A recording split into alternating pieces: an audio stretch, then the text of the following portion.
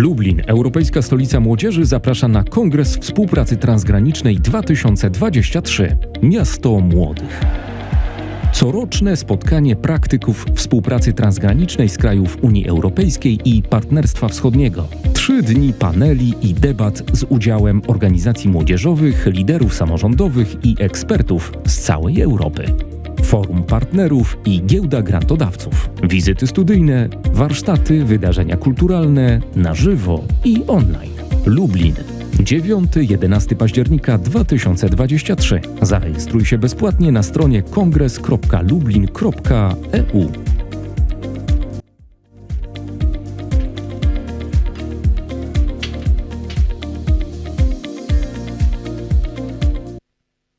Cieszymy się, że są Państwo z nami. We are glad to see you here again, both in Lublin and online. On the second day of our conference, we'll be talking about youth working, working for youth, and with the youth, we'll be talking about projects for the youth. And then after the lunch, we'll have some study visits.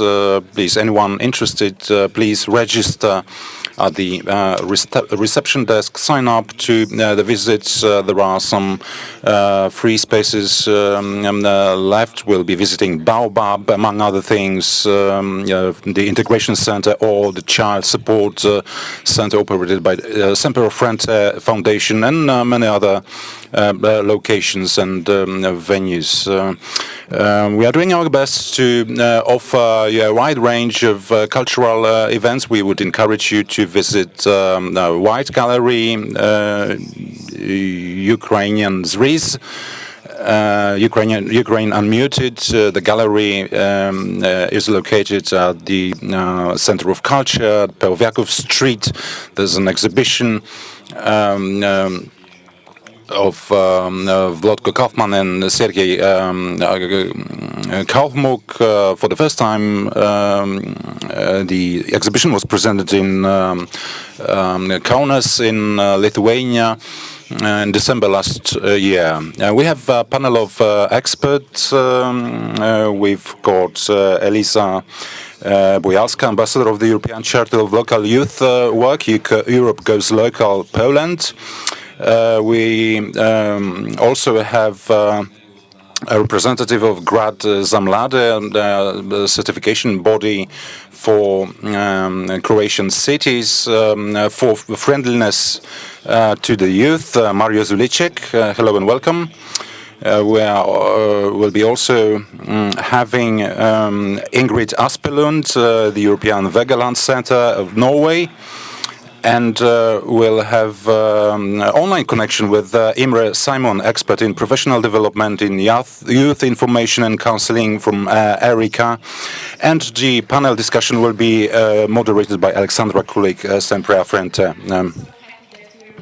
Here and online with such amazing guests and experts in the area of youth. First question for the warm-up is, what is youth work to you and in your country? Because youth work has many different meanings in many different countries. Some countries, they do have the definition of it. Some countries don't. Even if they do, sometimes it's working in many different ways. So my question is, what is youth work? What is not youth work to you? How does it work? Who would like to go first?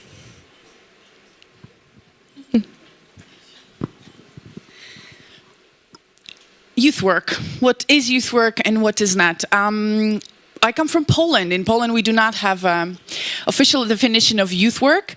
We don't even have, in my opinion, a proper translation into Polish language, because it is not a phrase. Of course, we can translate the words, but then when we translate the word youth and we translate the word work, then it almost is close that if there is some work done and there is youth involved, there is youth work.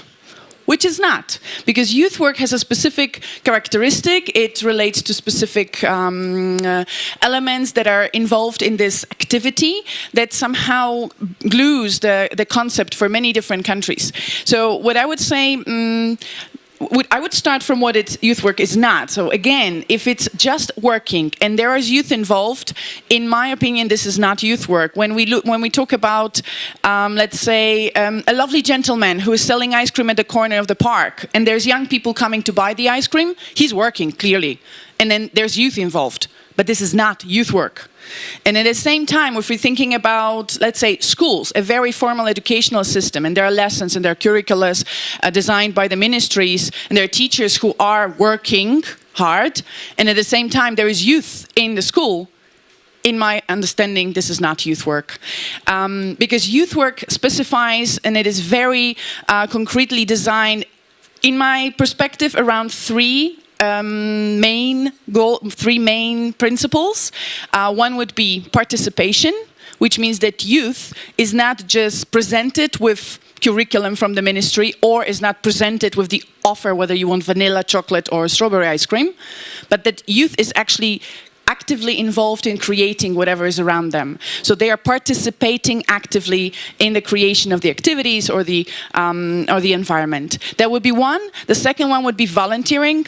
But not that the young people become volunteers and they actually do something for the others. No, that they voluntarily participate, which means they're not forced to this, they're not obliged, there are no points that they need to get in order to be involved in this youth work. They want to be involved, they want to go somewhere or they want to do something, and that's where youth work happens. And the third one I would say is development. On all different levels, professional, personal, emotional, because youth work provides this filling in for all the official and formal educational systems that actually is a beautiful complementary element to the big puzzle of the youth development. That's where beautiful non-formal education comes in. So that would be my word: volunteering, participation and development, and not selling ice cream in the park. Thank you. Ingrid, your organization is mostly working in an educational field, and as we know, non-formal education is existing in area of education and maybe sometimes even in the school systems, because youth work can also come hand by hand with schools sometimes. Can you tell us what is your perspective on youth work? So my perspective on youth work, as you said, I come from the field of, or represent the field of education. So my institution, we work both with formal education but also non-formal education. So I completely agree, surprise, surprise, with what was said before. But I also wanted to add from the educational approach, youth work for me is also about specific pedagogical approaches that provides opportunity for young people to participate in the broadest sense of participating. So it's also about this pedagogical framework of non-formal education and a different approach maybe than the formal education system. And I also wanted to add that youth work for me, and it's also from personal experience, is that there's so many arenas, and also we see that within the formal education system where you as a young person have to perform, you have to be at your best, you're getting the grades. So youth work for me is also more about, it could be more about less about performing and more about doing, being involved, having fun. Yes, so less of the formal part. Thank you. Okay, Mario. Same question, just for the warm-up. Okay, so from my perspective, I as well totally agree with what we said before, but I would just add a few things from the perspective of the local governments, because I'm working in the Association of Cities and working directly with the decision makers at the local level. So from this perspective, I think it's really important to point out that it's not expected from the mayors and from the administrative staff from the local government to do the youth work, because they will not organize the workshops, they will not organize some activities and so on, but their task, their obligation is to provide the infrastructure to develop youth work at the local level.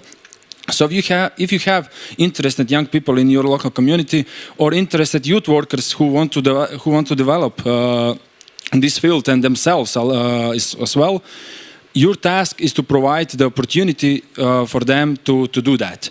So to connect that as well with this certification system, it's important that actually to connect that with this participation field and principle, as Lisa said. The thing is that participation is mostly understand that, okay, we actually created a survey and young people answered the survey and we involve them in decision making. This is not actually participation. This is consulting. And if you really want the participation, why you just don't let them to speak with you, to have this two ways communication. And this is actually starting the youth work from your perspective. Also, the same thing is totally important to understand from the side of young people that you cannot expect from the local government to do something, I don't know what. You need to talk to them. You need to speak and you need to advocate your interest, and then if you reach that level of understanding, then actually youth work is starting to happening from that field of the local government. Yeah. You said a very important thing that youth work and working in youth, it actually requires participation. And to young people to participate, they need to know what is there to even be aware that they can be a part of something. That's why my question goes to Imre now, because you are the expert of youth information. How youth work is connected to youth information, to youth policies? Hello and good morning to everyone. So my name is Imre Simon, and unfortunately I was hindered from joining you in person this morning. So I'm very grateful for the opportunity of joining you online. I represent an organization called ERICA, which stands for European Youth Information and Counseling Agency.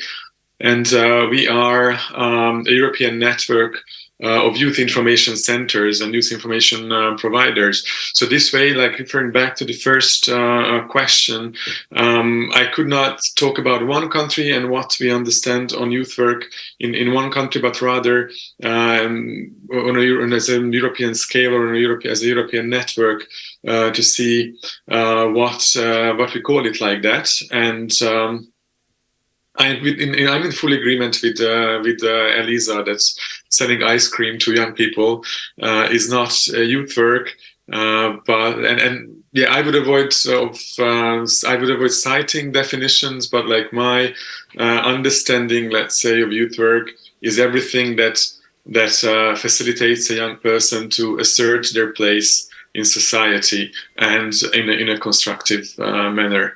And so to the question you actually asked now, what's the relation between youth information and youth work and youth policies?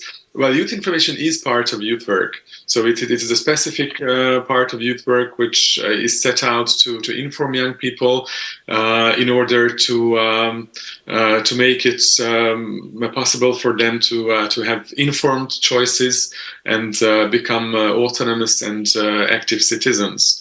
But we are part of the big youth work scale.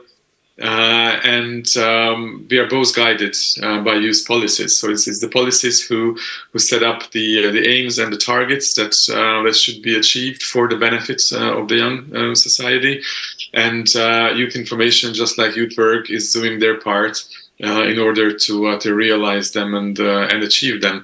And I would like to mention a very important third leg, which is research. So both the policies and the field work should be based on research data and supported by research results.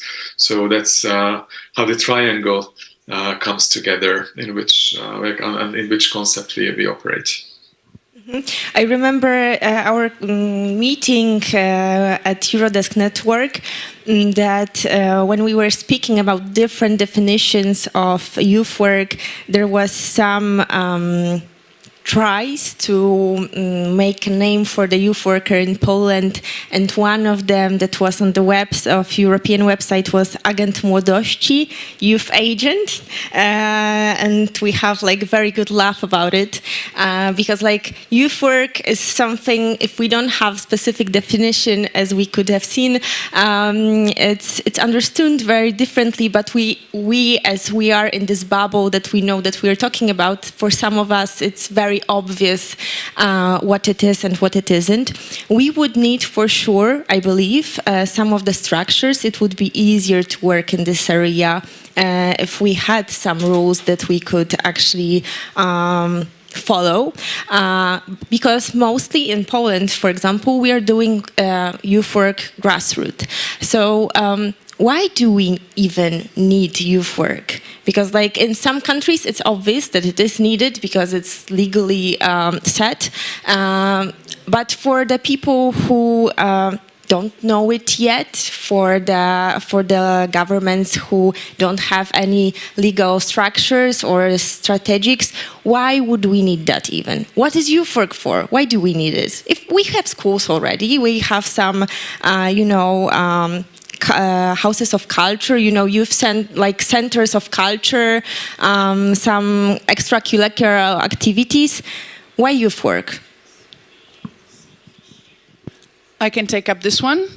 Ola, as you mentioned, it's very funny when we actually realize the translations into Polish about the youth worker or youth work whatsoever.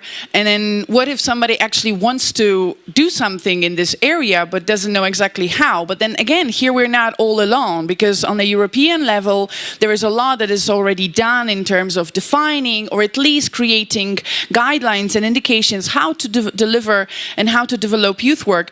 I happen to be the proud ambassador of the European Charter on Local Youth Work, and this is exactly one of the documents that is not a tremendously deep and long strategy of 100 pages. It is a very brief, concise guidebook, guidelines, how to deliver youth work on different dimensions, not only on the organizational, logistical element, not only about the core principles, but also referring to the youth worker, so actually the person who should be involved in the process.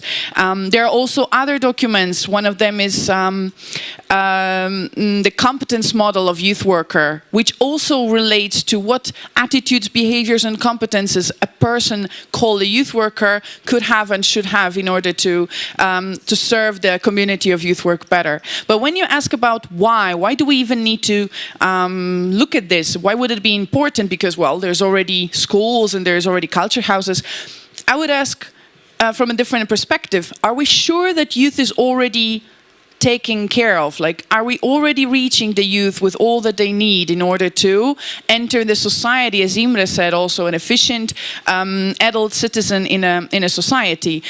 Because we know that there's youth in schools. Then some of this youth is in culture houses. Many of them are in perhaps sports clubs or other artistic activities. And many are in the active NGOs, organizations. But then there is a lot of young people also in the parks or somewhere behind corners, not knowing what to do or knowing what to do and not really doing what so in a society we would want to accept. And then there's a lot of youth that is off the radar, that we don't know where they are, that we don't know whether they are in the computer games or they're at homes or they're somewhere lost and not at all in the view of this process of growing and then entering the society. So youth work is what actually fills in all those gaps and all those links, and it also responds to lots of challenges, because youth work presents a safe environment for a young person to feel comfortable, to also feel okay to ask for support, for help, but also to seek for some other solutions if they're not familiar with, or if they're not okay with what is presented at school. So I would ask, do we see all the youth? If we don't, then yes, we do need something that is filling in, and there comes youth work. Any additional thoughts? Yes, I absolutely agree, and I mean from the perspective of education again. I mean I completely agree that the school cannot do everything. I mean from a Norwegian perspective, we often see that because we do have, to a large extent, we have the legal frameworks in place, but as you know, there's often a gap between policy and practice. And in the Norwegian formal school system, we have democracy and citizenship was introduced as a cross-curricular topic from 2020. So the school has a mandate to promote participation. We also see to a certain extent that non-formal education approaches are included somewhat in the schools. But what we hear from teachers is also that they are expected, or they feel that they are expected to take care both of the sort of subject education in the different subject, but also they are supposed to be feel like they are expected to be social workers, deal with all these issues connected to young people's mental health, participation. And I mean, this kind of frustration we also see from people working within formal education, saying that this is not enough. We need to cooperate as a whole community, and we need to see the connections between what happens in school, but what happens in general in the local community. And this is also about realizing the importance of youth work and those other alternative arenas that young people can have to experience participation. Because sometimes what we also see within the formal school system is that it's not really clear what we mean when we say citizen or citizenship. What kind of role can I, as a young person, take in society? Is this only to go to vote every 4 years or 5 years, or what, different in different countries?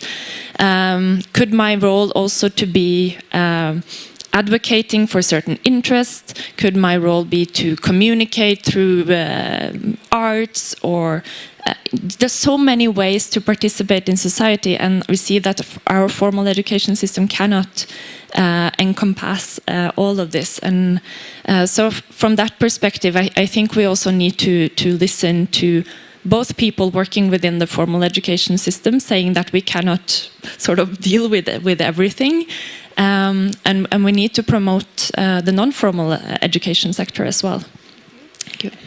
I think it would be important also to state that I don't know like how many people, because it's not obvious knowledge that we have like formal education, non-formal education, informal education, and informal education is something that I don't know, like I throw a ball, I know that it falls down and this is education. Formal education does that I follow the curricula and I need some grades and everything is structured and very formal, and non-formal education, it also has a structure, but it also is focused not on the grades, but on the reflection of getting some psychosocial skills, of getting better in civic society, etc. So in the youth work, we are mostly using the non-formal and informal methods of education. And as it was said, we cannot expect teachers to be all in one. That's why the youth work would be a solution in this area. And there was a lot of talk about some specific competences that youth workers shall have to be good at their work. And Imre, could you tell us something more about the research on the competences? What are these that we should expect it to be there?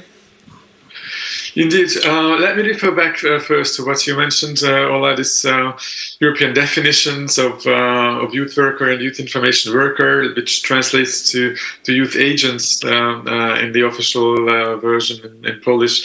And indeed, so that's a very interesting starting point. We did have a lot of work with our other European network, our partner Zerodesk, to actually clean up the misunderstandings and the mistranslations of the definition of youth worker and youth information worker in the so-called ESCO platform, European Skills, Competencies and Occupations database of the European Union, because it is indeed the first step to know what youth work is, if you want to answer the question why we need it and what it is good for. And these issues, like you mentioned with the youth agent, show that the understanding is not always clear everywhere what youth work is and it should be, and then why it is needed. Of course, it is needed to. Well, there are two main approaches. One is a bit more negative, or like glass half empty, and the other one is a more optimistic approach, which I prefer. Whether we are trying to avoid problems, like to avoid that young people become problematic adults, or like avoiding crimes in certain neighborhoods with the youth center. So this is not really the approach I like to take, although there is something in it. And the other one is more like about we need youth work because we want to we don't really want to, but actually we do change lives of young people. And if you let me tell the story, like last week, I was in Ireland and we went on a field visit. And on the way, we were traveling with a minivan, like a van. And on the way, there was a road closure. And the bus was stopped. And then suddenly, our coordinator, or the organizer of the event, stood up happily, like jumped up happily from her seat, ran to the front of the bus, opened the window, started exchanging some words in Irish, like in English, but in a very Irish accent. So we didn't really understand what was going on.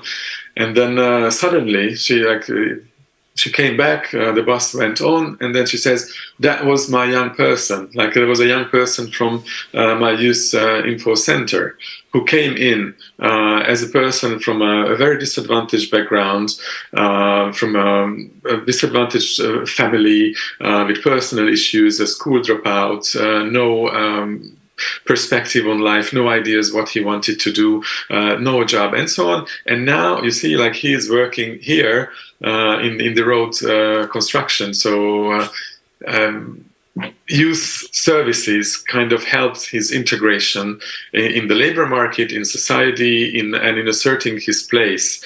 And we do have a lot of other services for this, but apparently those services did not do the job.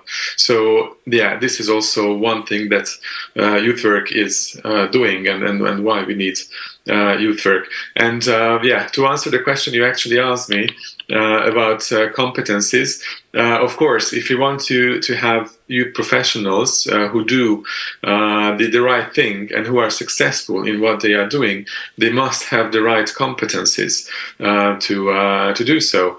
And again, this is not something that exists in every country. In Europe, I would say it probably exists, at least for youth information workers. It's definitely the minority of the countries in Europe where it exists. And we did develop, again, together with the Eurodesk network, a competency framework for youth information workers, where we defined 12 sets of competencies in 3 major areas of skills that youth information workers should have and should develop. And again, this competence framework is also very helpful in the training of these people. So again, it's difficult to train them to do a certain job if you do not know what kind of competencies we have to develop during that training. So this is not, again, a recognized framework in all the countries, but it is a very good starting point. It's a very good advocacy tool or lobbying tool to help developing the competencies and the recognition of this area of youth work as well. Thank you. Would you like to add something on the competencies, Elisa? Yeah, I was just having a thought also to put it not scary and really, really easy, because when we're talking competences and skills, it's not exactly something so concrete as, well, the youth worker needs to know how to make a TikTok video, because youth communicates through TikTok. It's not about this. It's more about the attitudes, and very nice sentence, or the recognition of the field. So the first step that a youth worker, when thinking about, am I a youth worker? Should I be a youth worker? Do I want to be a youth worker? The first step is to see, how do you actually perceive young people? Are they your clients? Are they or some kind of objects that you need to put in different boxes? Or do you see them as a partner for conversation? Do you see them as a partner to support them? Can you listen carefully? Can you listen openly? So I would see that this attitude to treat young people as a person, as a partner in this partnership style, this would be the very first step. And then also what goes around is a deep empathy also to understand, because it is absolutely incomparable. We are all relatively young here in the whole room, and we remember when we were 15 probably, but it's absolutely different. We have, even though we've been there, we've done that, it is not fair to say that we know what they feel, that we know what they think. We did not live in pandemia times when we were 15. We were not locked down for months, not able to see our friends. So we have absolutely no comparison at this age where we are to relate to the experience of a 14, 18, 13-year-old person. That's one thing. We were not living in times of war that is so close to us. This is also something that is not comparable. We were not meeting at school our peers who escaped and who don't know where their friends are or their family, their relatives. So it's such a deep level of not being able to relate, even though we were there. We were at some point 15. So we do need to lower our understanding of the world that we know because we've lived for a longer time, and be really, really open to listen and to understand. And the fact that a group of friends threw somebody out from the chat on Facebook or Instagram, it is a big deal, and we need to acknowledge this if we want to even enter in the youth work environment, just to simply understand. So treat as a partner, listen, be empathetic, and try to understand with a lot of modesty that we really cannot relate. We really need to listen carefully. That would be what I would add. Yeah, thank you. I would also like to add in when it comes to competences, because we talk about attitudes, we talk about values. So when the Council of Europe framework, when we talk about competences, is knowledge, critical thinking. That's one part, and then you have skills and attitudes and values, and all of these need to be combined in a way. And this is also for me very connected to that. We know that democracy or participation is something that you learn about, you learn for, and you learn through. And I think learning through is one of the most difficult parts sometimes.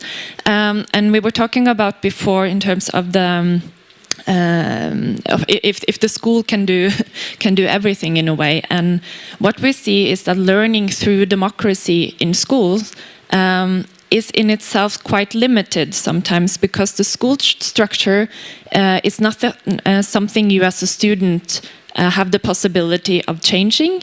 You cannot govern the school. There's a school management. There are all these national policies in place. But what we see in other arenas, that young people really can learn through democracy, developing the knowledge, the skills, attitudes, because they're a part of the whole decision process.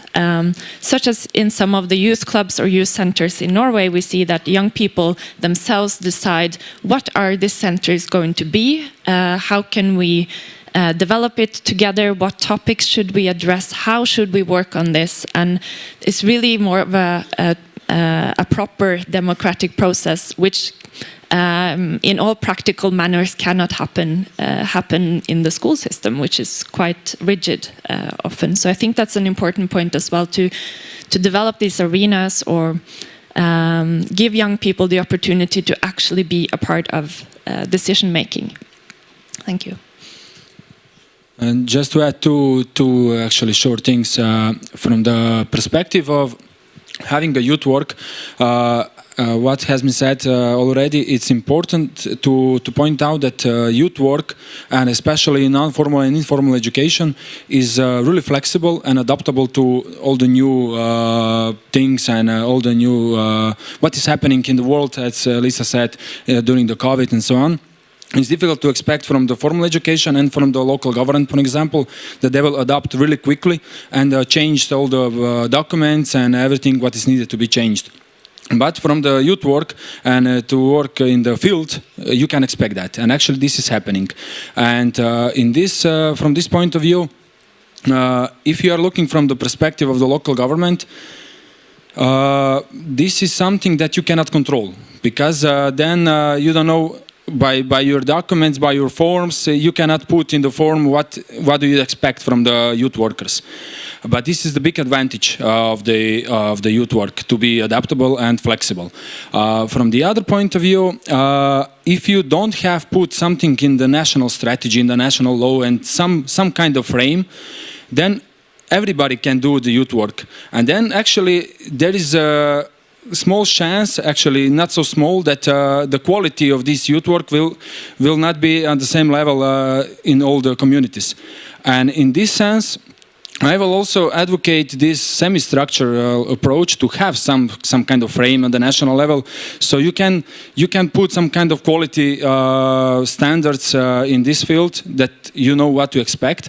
And especially from the perspective of local government, there is also some kind of fear that you will put some money in something and you don't know what you're going to get. But because they are so flexible, they are so adaptable, and you don't know what you're going to get back. And this is a totally understandable fear. And in this context, to have some kind of frame, I think it will be helpful to have that some kind of mutual understanding in this field. Yeah. When I'm looking at Elisa, who has NGO and local government experience as well, I can see that she's probably burning inside to add something. Yeah, because I believe we would love to have some rules about it, and to have the finances also provided, so we wouldn't worry how to work with these young people. Yes, you read me very well, that is true. So it's beautiful that we have a very strong social sector also in Poland that is doing a lot of youth work, and we know that we're doing youth work because they also have connections with lots of European contexts, so we kind of understand it. But at the same time, we do it, as Imre was making an example, that there are those people who work in the field, they're passionate about this, and when they see that the seed planted some years ago, that it grew into something beautiful, yes, my work makes sense, because we really want to actually make a difference. We really want to create change in lives, and we want to give opportunities so that young people blossom. But then there is this other side that is also what Imre mentioned about different attitude, which is more about the glass that is half empty, and then trying to prevent some problems and avoid the problems. And then this would be the attitude that I would take towards local governments, municipalities. And when you're mentioning that it's good to have some structure, and it's good to have some guidelines, and it's good to have some policies, it sounds like a lot of work. Creating a strategy at the local level with the municipality, the city councillors, oh geez. And then there comes a question, why? Like, what for?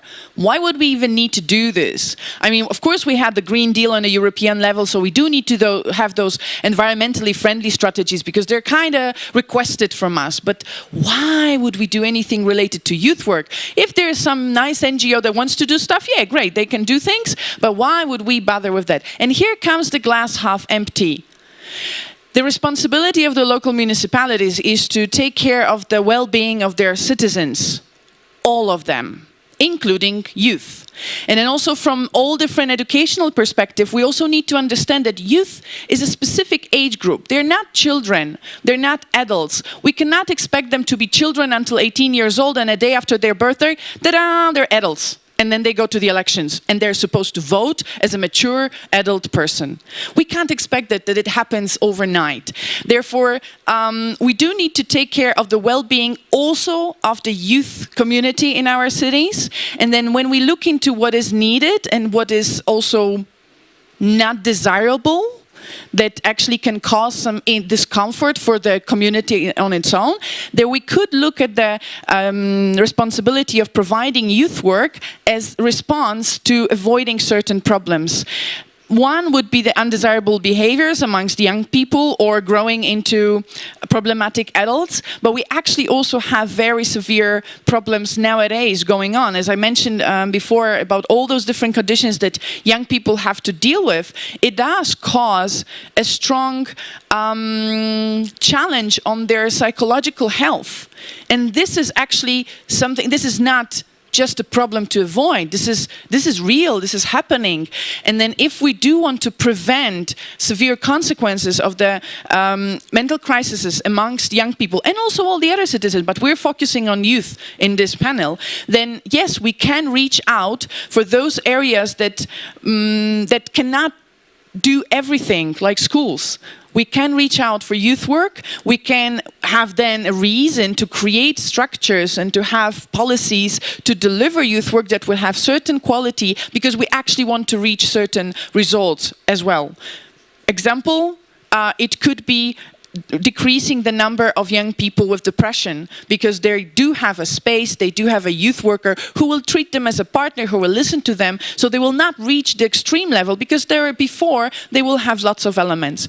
So I vote definitely for bringing up more responsibility to the local municipalities to actually do youth work because there are strong reasons why to do this. And then also they don't have to just do it out of the sudden. They don't need to do it themselves. They can create structures in cooperation with the NGOs and with the practitioners who are doing this because this does not need to be just left alone. But it is a responsibility that goes with the taking care of the well-being of the citizens, all of them, including youth. Elisa said, why? Why did you even, because like you, Mario, are a part of the labeling process for the youth-friendly cities. One of the things that you are trying to improve through that, I mean, that the one that you evaluate is also like the area of youth participation, youth work, etc. Why did you even come up with this solution to certify youth-friendly cities? What for? Actually, it happened after one conference like this. We talked to the young mayor who was actually really motivated to do something for young people in his city. But then after the conference, he came to us and said, okay, now we are again talking for a few hours about young people and about youth work, and we should put more attention to youth, to young people, involve them and so on and so on. But after a few hours again, I don't know what to do. And then we actually realized that actually this is totally true. And because we are talking, in general, we conclude that we need to involve young people. They are really important. They are our present, now the future, and so on and so on. But what can they do after the conference? And then actually we started to work on we call it in the end a certification system that is consisted of 81 criteria. And 81 criteria are listed and they can actually check what they have and what they don't have. But our idea was not at the beginning to have this certification system. Our idea was to have a tool so it can be assessed from the local government, from the administrative staff and so on, so they can check what they have from these criteria and what they don't have. And based on this assessment, they can easily assess their current state of their local youth policy, and actually they can plan on that for the next period, for 1 year, for 5 years, what they want to achieve from these criteria they don't have at the moment. But that actually, this is actually really connected to what our colleague from the screen said. I don't remember the name, sorry. Imre. Okay. It was based on the research because we combined 7 existing models from Europe, and we involved the academia sector in Croatia to actually to create and to make a research of these existing models and to create one model for Croatia according to the law, according to the local budgets, and so on and so on. And then our idea, as I said, was a tool so they can assess themselves. But in the end, we realized that not a lot of mayors, not a lot of local governments will actually use that tool because they don't see the sense. It's just extra work. And somebody needs to work on this document, and you actually need to work at least 2 weeks to assess your current state. Then we realized what they want. They want to show themselves in front of the media, in front of the public, in front of the other cities, that they are better than the others. Again, totally understandable, because if they are better, why not to show up? Then we put this tool in the sense of certification system. So if they meet the criteria, they will get the label, they are a city for youth.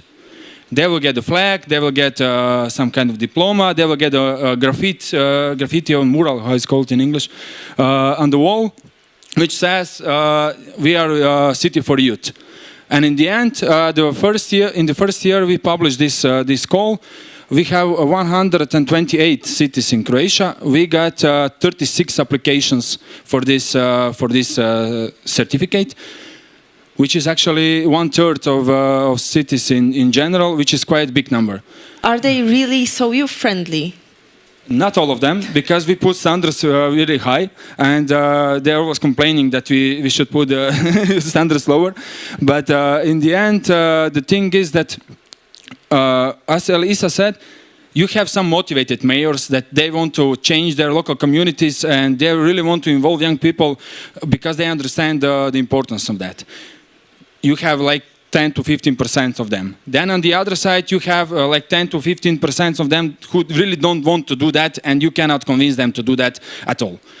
But then you have like 60 or 65% of them in the middle who want to do that something, but they don't know what and how.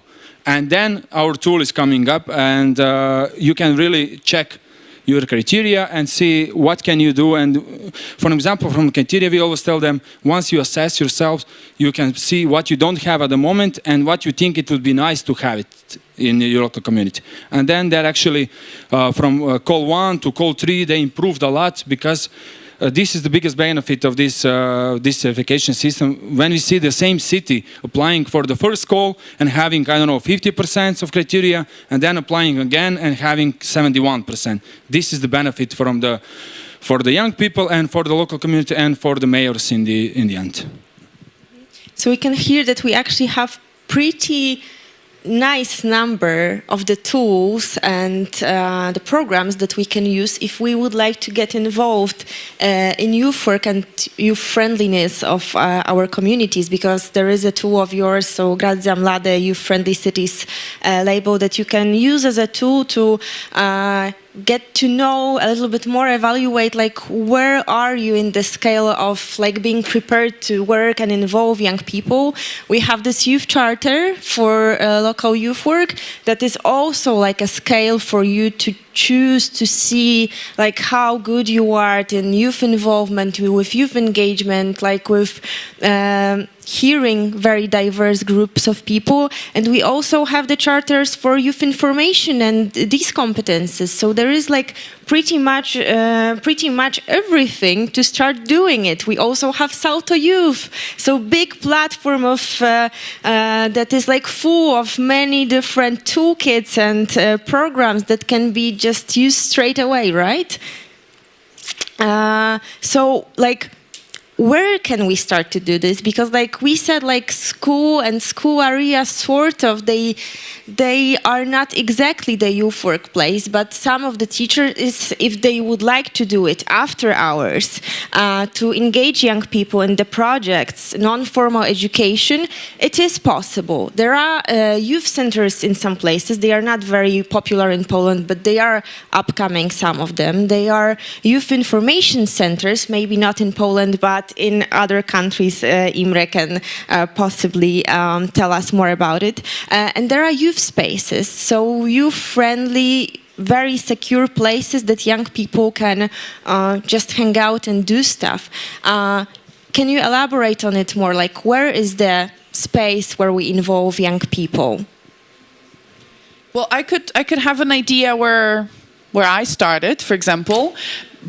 Definitely start with the young people.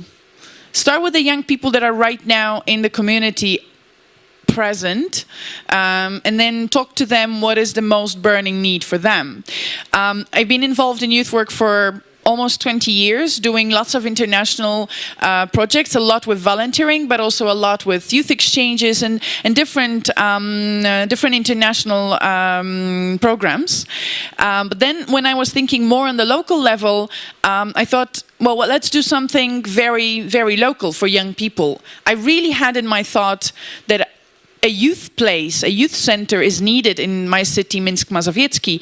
And then I really was talking a lot to young people when they were confirming that, yeah, it would be nice to have a place. They didn't quite understand at the beginning, like, but what would we do in this place if it's not a culture house or a school or a club? But then they started growing into the idea that this could be a place where they do what they want. Of course, with the reasonable things, like they don't make a bonfire inside of the building, but that they are allowed to create their own activities.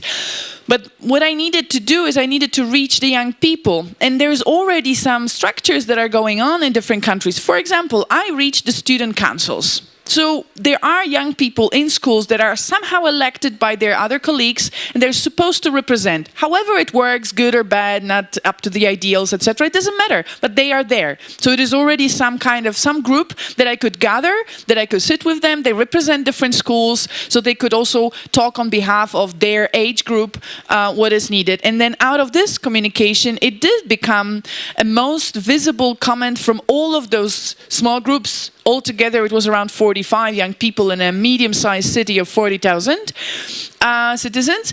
And they did say, we need a place where we can meet, where we can sit together when there's no, we don't have to pay for tea or coffee, and where we also don't have to do things that are in the curriculum because there's salsa on Tuesdays and karaoke on Wednesdays. We just want to decide whether we do karaoke on Wednesday or Friday or not at all.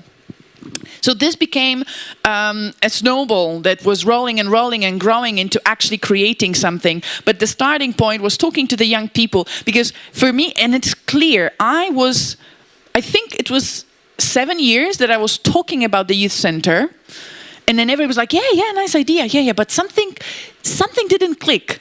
And then when I talked to a little bit organized group of young people, and I asked them who would like to take care of this, who would like to push it as a project.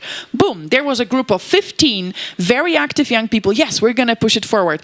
And at this point, after 2 years of existing of the youth center, if you go to Minsk Mazowiecki, if you talk to young people, and if you ask them about the youth place, the youth center, whose is it?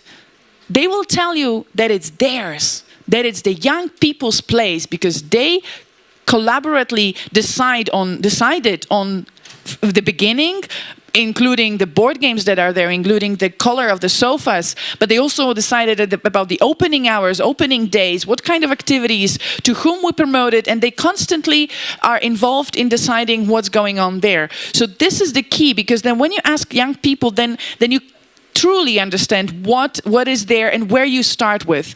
Because again, all those many years before, when I was working in a local community and I understood myself as a youth worker, I was working a lot it was not clarified exactly what is it that we're doing in terms of youth work. But then when the young people make it clear what they would need, and then we try to create it, then it becomes much more real. And then actually it is easily translatable, because also what you mentioned, where do we start? And also there's so many tools, but how do we know which one to pick? And again, if we just pick something, if we decide now here, if there are some decision makers here and they go back to their city after this conference, like, okay, we're going to do a youth council, the city youth council, because you think this is a great idea, but then perhaps there's no energy for this. maybe you're going to come back with another idea, and there will be energy for this. But then you're wasting your energy because you came up with an idea and you're going and you're going to check whether it picks up or not. So it's better to go and sit with young people, whatever constellation that you decide, because then you will see where to go first. And then also keep in mind that young people become less young and they grow up, and then they put themselves in other categories, or they even travel to other cities and they're not there at the time. So I'm talking now from the perspective of a long process of creating a youth center in a city where the first group of 15 young people, they're now way at the universities, even in other countries. So they're not technically going to the youth center, but still there is another young group that is living this. Start with the young people. Talk to the young people. What is the most burning need at this point? Just to add to that, we talked about before the seminar that in Norway we do have a lot of the structures kind of in place, including the legal structures. Like it's mandatory for all local municipalities to establish a youth council. It's also mandatory to have a council for the elderly, and it's also a council for disability or people with disabilities. So this is all mandatory. But what we see in practice is exactly what you're saying, that although there's this structure in place, that doesn't necessarily mean that the young people are approached or talked to, or their interests are included, because you have the structure in place. The youth council will meet. Sometimes we also see that in practice, maybe the mayor in the city will be in these meetings and trying to sort of push the mayor's policy into the young people, so they will promote the politics of the mayor. So, and in this situation, I think it's the structures are in place, but the participation part is not there in practice. So really to listen to what young people are saying. Another things that we do as a center is that we work also directly with the youth councils to create this kind of awareness and to have a reflection and discussion within the group of young people who are elected by other young people, to discuss with them what does it mean that someone voted for you to represent them. Are you really representing all the young people in your local community? Are you representing your own interests in this forum? And to have this awareness as well, that when you are elected by someone, you have to work to gain the trust of the people who elected you. So we have to work on many different levels, and I think it's good to have these formal structures in place, but we also need to work on how to implement it in practice, and that is the role of local decision makers, local politicians, but also the youth councils and the youth groups themselves to take responsibility for that. Thank you. Imre, would you like to add something? I also have a few ideas and words about where to start and how to start. And actually, I have kind of good news, because it doesn't really matter where we start and how. It can, like youth information, but probably youth work as well, can beautifully work, whether it's a top-down process or whether it's a bottom-up process. For the young person, it's absolutely irrelevant whose idea was to have that service for them. Whether it was a government who was maintaining the system and launching the system, or it was a nice person and an NGO who had the idea and the enthusiasm to set up something. For them, what counts is the service that they have access to, and the activities they can do, and the help they can, the assistance they can receive. We also have a charter in youth information and counseling. We also have quality label, and we do have a lot of resources that are available for starting a service like that, and it can beautifully work in no matter what setting. What we can also see in our network that across Europe the coordination structures for youth information work and services are very diverse, and in both ways can work. So it's we can start at either ends, but the important thing is to start. So that was my short addition. Yeah, as you say, like it doesn't really matter where. It's just the matter that we start, because we can go big and start with legislation, or we can start grassroots. We can do it with the youth councils, but we can do it also with non-formal groups of young people. I don't know, for example, by helping them create youth exchanges. You know, just to make this first step and the first youth initiative. It can be local, it can be international, but to do something. And there is also funds that are there for the youth and for the youth workers to have something for the start. And I believe it's worth to mention, if you would like to start to do something, there is like a lot of support and a lot of help. Also, once in areas of the tools that you can use, but also in the funds that you can get to start do anything about the youth work. I wanted to tackle one thing to sum it up a little bit, because we are talking about, like, we started with what is youth work, but like there is like a lot of big topics that are like coming up, and I would like to give more to our audience, like about like what can we do as youth workers, and what is so important in this work, because you already said participation. You know, hearing the voice of young people. You said that youth work is about like following the interests of young people. They need to be involved. They need to co-create. But what else? What else? These are just two things. You said, Elisa, well-being of young people. We have Mental Health Day today, the worldwide one, and this is also. Youth work is also the part of universal prophylaxis of mental health of young people, but also of risk behaviors. Why do we need it? It's very symbolic, actually, as that we're talking about this today, exactly on the International Mental Health Day, because youth work is not designed for this. But actually, it does respond in many areas to the condition of mental health, and it actually also supports young people in feeling comfortable, in feeling okay in their adolescent years, in their growing up years.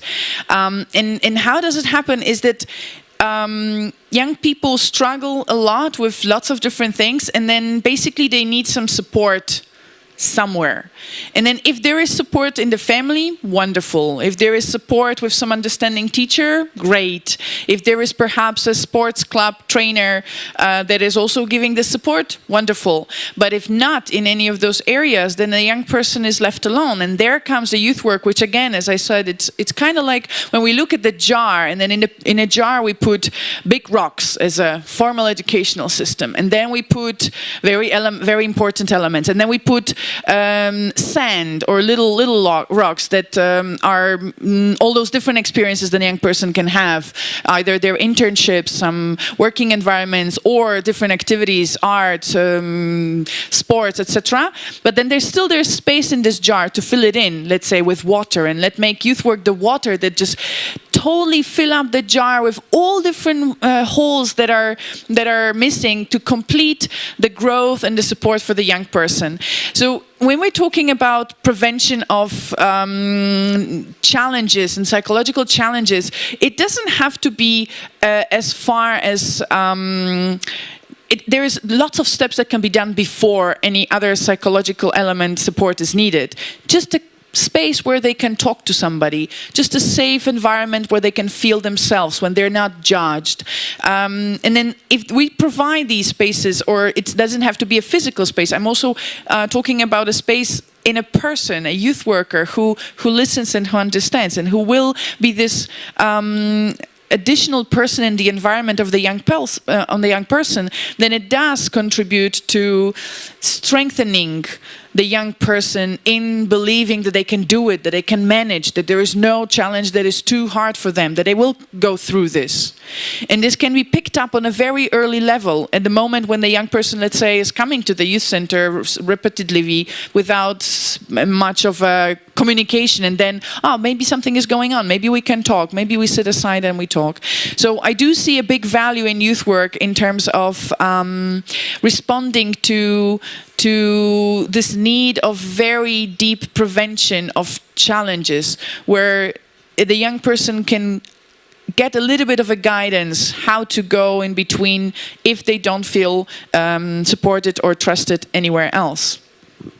It's very important also to mention that because sometimes when we talk that we are having a safe space and we are there to help, we don't need to be psychologists. Right? I mean, you don't need to know as a youth worker how to do everything and be responsible for everything, but for your responsibility as a youth worker to know where to say to a young person, hey, maybe you need some additional help.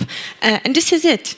Not to be scared that if there is a crisis, you need to be a psychiatrist on the spot and be responsible for finding solutions. You're responsible for the information and to be there.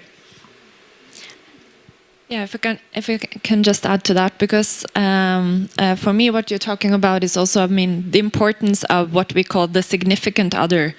So the significant others in our lives could be a teacher. It hopefully is your parents, but it's not always the case. But it also can be your peers, other young people. And I think that's an important part of youth work as well, to have those significant others in your lives that are safe and approachable, and you can talk to. Also, when the life or the world is challenging. And I'm thinking what we also see in the Norwegian context, just to come back to that, of the prevention of all the bad things that we don't want to happen, and to build that kind of resilience. We have, at least in the Norwegian context, been quite careful about talking about the role of prevention. And we're talking about the glass half full. And I think what we see in youth workers is that we have this immense resource of people wanting to make a difference, wanting to make a positive change, and their fundamental views on young people as citizens, as who could participate, contribute with something positive. And I think that's my general impression when working with our partners, both here in Lublin, like the youth centers, but also our youth centers and youth work in Norway, is that we see this it's just an immense positive resource in our society, not to prevent. With the main focus is not to prevent, but the main focus is to promote democracy and inclusion and participation. So just to keep that in mind also, because sometimes when we see these really bad things happening in the world, like we saw it quite concretely after the terrorist attacks in Norway in 2011, there was this outcry, both for the schools but also for youth workers. Their role was now to prevent young people from getting radicalized and moving into extremist movements. But then a lot of the voices from the field and the wonderful youth workers that we have said that this is not our main goals or purpose. Our main goal is to include all young people and to create safe spaces and to promote democracy. And I think sometimes we need to hold on to that very strong because there's a lot of expectations on sort of the preventing part. So, thanks. So how to exactly include, how to be inclusive as a youth worker? What can we do to make sure we reach out to diverse groups of young people? Because youth is not monolith. Youth is various. So how can we do that exactly? Ingrid, okay, you said that this is promotion of inclusion and democracy. So here you go. No, I think we have talked about it. It needs to happen on all different levels. I mean, I think I will speak from the educational point of view, and then others here could add. And I think again coming back to also the pedagogical approaches you find within what is called the non-formal education.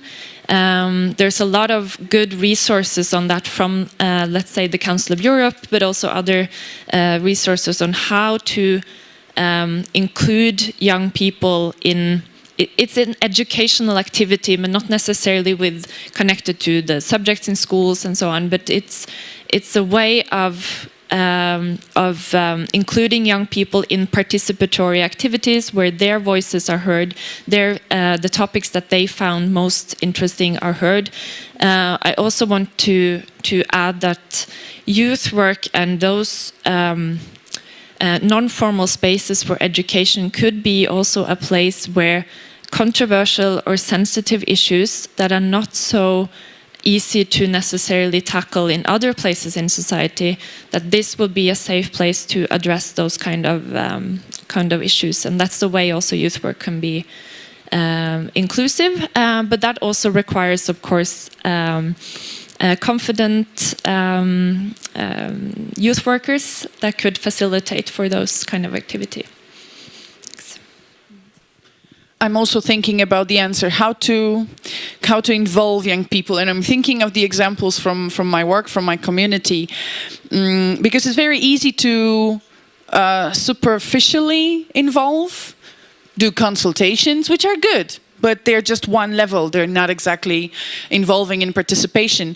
One example from the youth center that we've managed to create is there was a group of 3 leaders who started leading the place, and there was a very nice attempt to involve young people in the participation. So there was a consultation of what kind of activities they would like to, and then there, for example, was an idea of some craft making bracelets, and this was repeated on many different little post-its. So those 3 leaders decided, oh yeah, so this is clearly what the young people would like to. So they involved young people in deciding what activity would happen. And then they took this idea and they designed the poster, designed the activity, they decided what time and what materials, etc. And they promoted and they invited young people to come. And the young people didn't come. Surprise. Well, but why? And then we were analyzing, but why? We did the process. We asked them what they want. They said this is what they want in majority. We give this and they don't come. What the heck is going on? But then a little bit different attitude a few weeks later. Again, so what is it that you would like to happen here? What activities? Out of the post-its, it comes out that this, but not really just post-its, but also just a conversation. So then actually we could see, and those 3 leaders, they could see who are the people promoting or proposing the bracelets activity. So they talked to one of the girls who proposed the bracelet activity. Hey, do you know how to make bracelets? Like, yeah, I really like it. Would you like to do it? I don't know, a little bit of talking, but after a few minutes or moments, she said, yeah, okay, I could try. Great. Then with the support, this girl was the person who made a little poster, posted it on her social media, invited her friends, invited more people, put it in the place where everybody can see in the youth center, and then the day comes, and what happens? People come. Young people come. And those 3 girls at the beginning, they were also within a young group, but I feel that we really, really get into the trap of providing to the young people something. Okay, we can ask what they want, but then we're going to provide it to them as an offer to the client. But this is not engaging enough for young people when they actually have one amongst them doing something and then, hey, come buddy with me, then this is much stronger effect. So this would be one example. So I would definitely see that not only listening to what they want and then giving them that, but actually also then this is not also just delegating, okay, so you're going to do the bracelet activity. No, it is about finding out, listening and checking also, okay, maybe we would feel good. Another idea, another example that I have, there was lots of young people have different challenges, but then somebody who is already in a school understood as, let's say, a troublemaker in some other environment could be the leader of a mathematics additional classes for younger teenagers, and suddenly becomes a hero because he was actually offered, he was actually suddenly asked to lead something for the others. So these ways of involving in certain activities, I feel that they bring lots of good benefits. And also what I would also see from the perspective of local governments and municipalities and mayors, when there is a need or we need to consult something with the young people, then there is this misunderstanding on both sides that the local governments might be afraid of listening to young people because then they're like, but then we need to do something what they said that they want. And it's not possible, so let's better not ask. Because then if we have the answer, then oh my gosh, then not many ways to escape. But on the other side, also from the young people, and not just young people, but also we think that we are heard when somebody did what we said to do. So the young people get frustrated because, okay, so there was a mayor who talked to them, who listened to them, but never did what they said that is needed. From both sides, there is a little bit of misunderstanding of this dialogue because it's not always that we ask, they tell us, we do. Boom, that's it. That's the efficient participation. No, the participation is also with the understanding. So if the young people say something that is not possible to do, let's say, let's make school without classes or without lessons or without curriculum. Let's talk and let's just explain and let's give reasons why this is not possible. But let's find what need does it respond to, and let's find something else that could perhaps respond to this need. So this participation based on just let's listen, they tell us, and we do this is a myth. So this is also something that from both sides we could try to understand that this doesn't necessarily have to happen to have a valuable participation. As long as we understand each other and different barriers that come from different ways, then this is already a step forward. This would be my comment.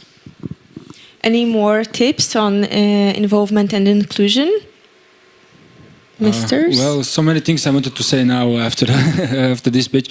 But the thing is that, for example, in this certification system, we have 8 thematic fields, starting from participation, housing, mobility, well-being, so on.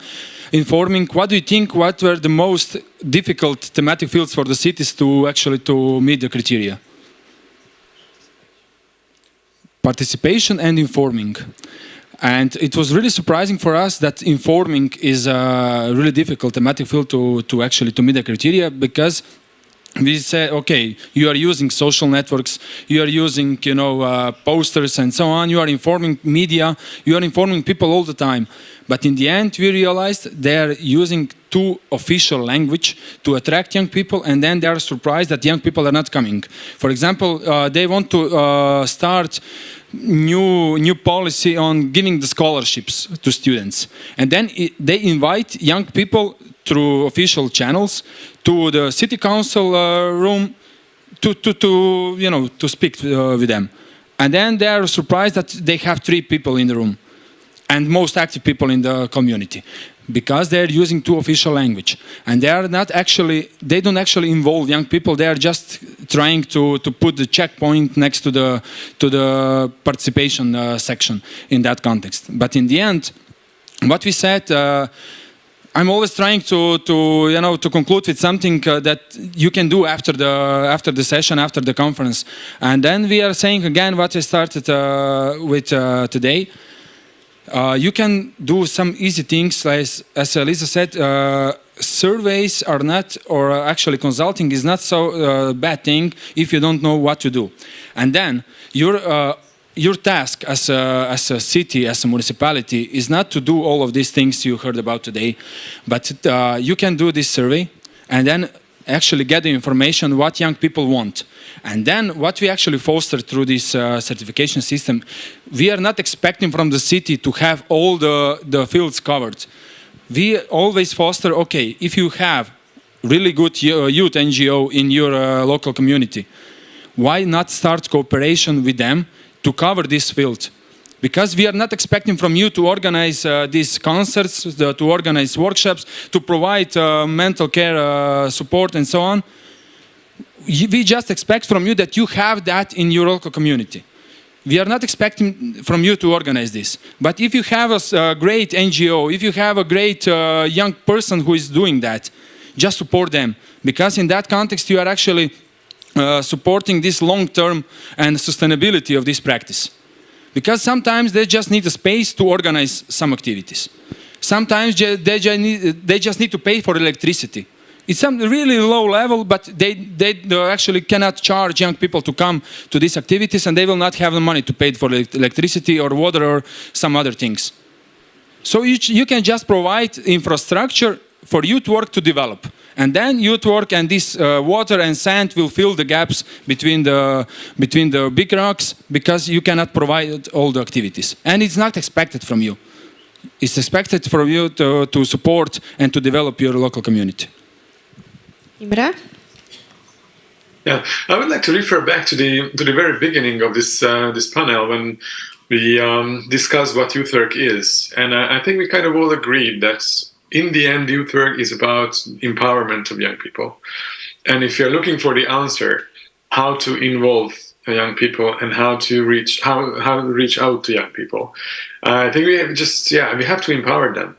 If we give them this opportunity, the sense of ownership, the opportunity of decision, then they will be there. If we offer things and activities that they are interested in and they want to have, they will be there. We have a saying in youth information work, and nothing about you without you.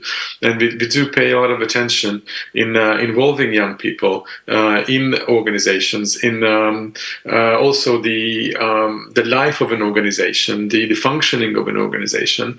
Give them a role, give them a vote, and also have them there where the decisions are made, where the development is made, because that's how you can ensure that the outcome is suitable for them.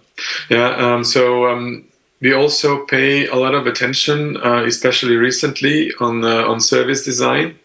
That every tool and a new initiative and activity or offer or program should be designed in a way that like using a methodology that makes sure that the outcome is in line with the expectations and the needs and the way of usage of the target group.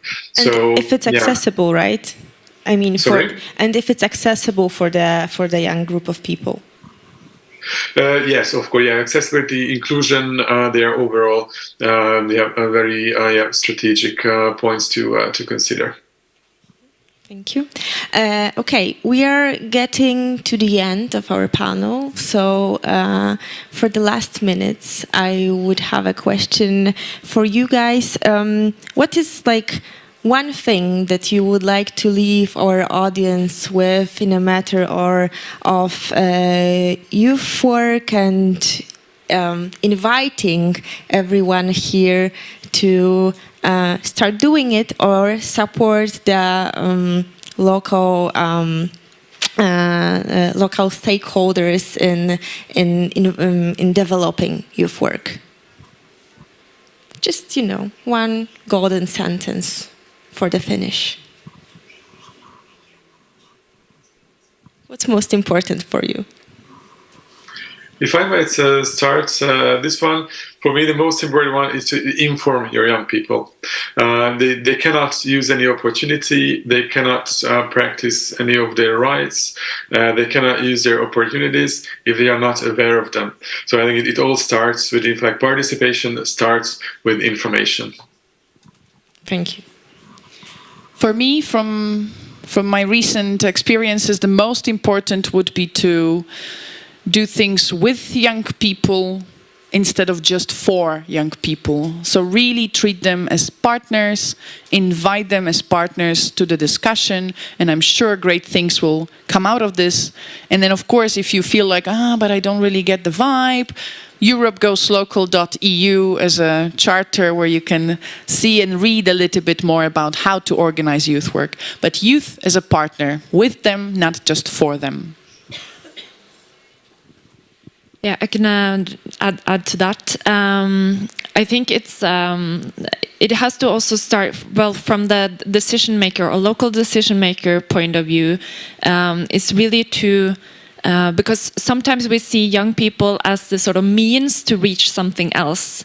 So this is not one sentence. I am sorry, but it's not seeing young people as means to reach some other goal, but to really involve young people and to be aware that in order to really involve young people, you need to see them as partners. You need to also realize that they might not have the same aims or goals as you have, but in the end, that's the way to do youth participation.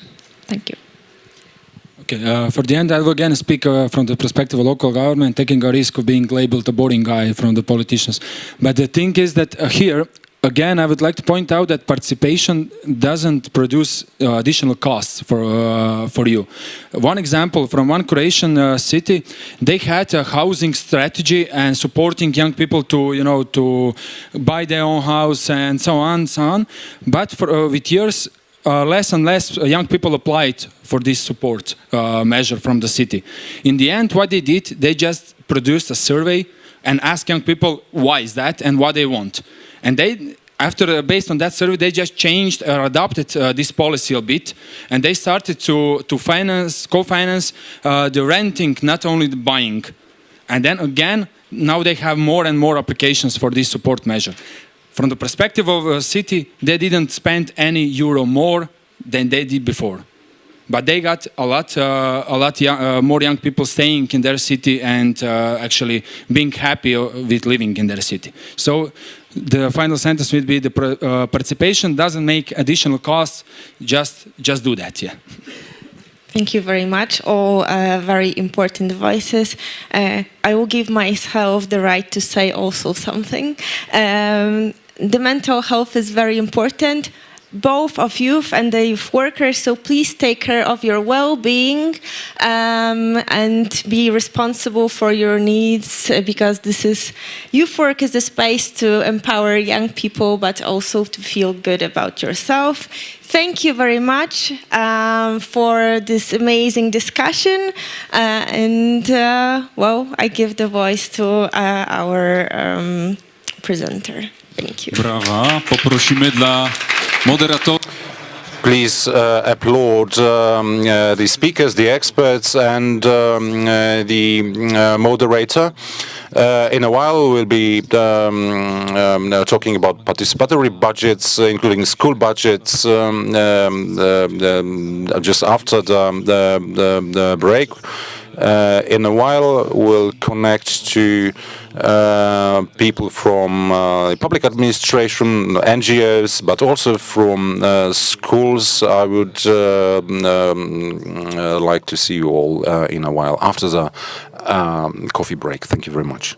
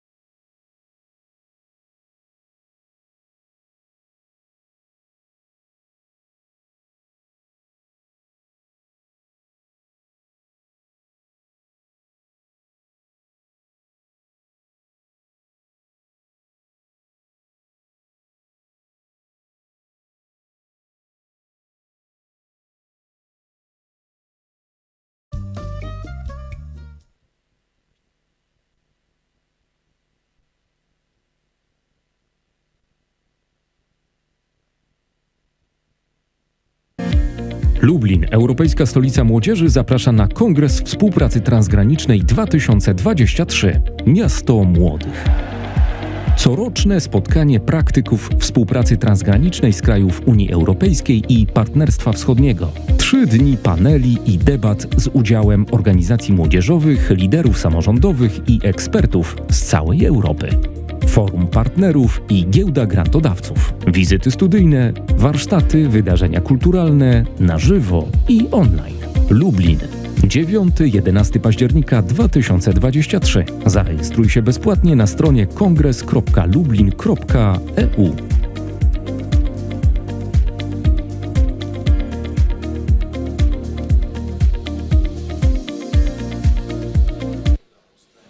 Witamy po przerwie. Bardzo się cieszymy, że I'd like to welcome all of you very warm-heartedly after the break, and we will be talking about participation, about the school civic budgets, and we've got Justyna Urzak from the Department of the Health Care from Krakow. We also have Mateusz Wojcieszak from the Pole Dialogu Foundation. We'll also have Kamila Kniezewska-Szczerba from the Social Participation Office of Lublin. Welcome. And Katia Petrikiewicz, the International Director, Participation Factory and Board Member of People Powered from Czechia. We also have Ewa Ziembowicz, a teacher in the primary school number 51 in Lublin. And our moderator will be Dariusz Figura, who is the head of the management of the Foundation of the Creativity, Education and Animation of the Youth, Teatricon. Ladies and gentlemen, today's panel, today's discussion is a very important reference to what we heard yesterday from Edwin Bendak. He said that sometimes we as adults talk about repairing democracy and the rule of the law, and the young tell us, yes, if we are to repair it, let's start with repairing the schools. And I believe that the main topic of today's panel is to present the school civic budgets, but also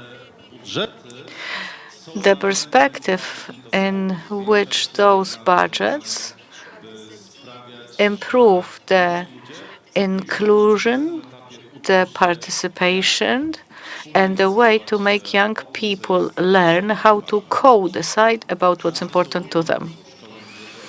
We can have different names. It could be school civic budgets, young people's budgets, or participative budgets. But the idea is the same. In the first round, we will be comparing the differences of the models of those budgets and how they function in different cities, different places that are represented by our guests. And we've got 6 points on our agenda. First of all, where does the idea come from? The total budget that can be ascribed to grants, how many schools get the grants, who manages the process, and if there is any additional support, and if there are any expenses, additional expenses. Sometimes it's clear, and sometimes it's not so clear because there are some human resources that are involved and the expenses are not so visible. We'll start with Mateusz and then the others, but 3 to 5 minutes present the model in which you work, looking at the agenda, the points of the agenda, referring to those points, 6 points. Hello. I represent Warsaw. In the Pole Dialogu Foundation, we cooperate with the city of Warsaw in the introduction of the school civic budgets. It started in 2018, and this was a bit because the teachers and the parents' councils pressed on us. They said, if there is a civic budget in the city, there should be a school civic budget too. Hence, the city decided that some schools will have additional funds for the school civic budgets. But it has to be based on a democratic process. So first of all, you have to apply, and then there is a decision of choosing. However, the date 2018 is not the very beginning, because the very examples of those attempts go back to 2014. The Parents' Council wanted that. The name was not there. It was not school civic budget back then, but it was the students' or the pupils' budget. So we've got the idea of the budget for quite a long time. And not all schools can take part. It's a small scale, actually, in Warsaw. The education office ascribes about 80,000 Polish zloty per year, and we have between 8 and 10 schools that can take part in it, because each school gets approximately 1,000 zloty for that, provided they get another 1,000 themselves. So the Parents' Council or the school board has to assign this money. Usually we have 7 or 8 projects per each school, and this Warsaw process is different because it is very detailed. We only have, well, up to 100,000 Polish zloty. We can give support to the teachers, because apart from the budget for the schools, we have mentoring for the teachers. It's approximately 40 hours per mentor.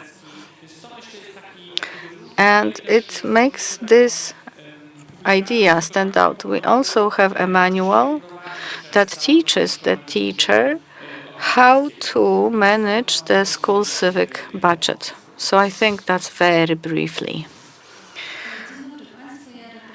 Good morning, ladies and gentlemen. I represent the city of Lublin. I am the coordinator of school civic budgets, and I can say that this is a bit similar to Warsaw.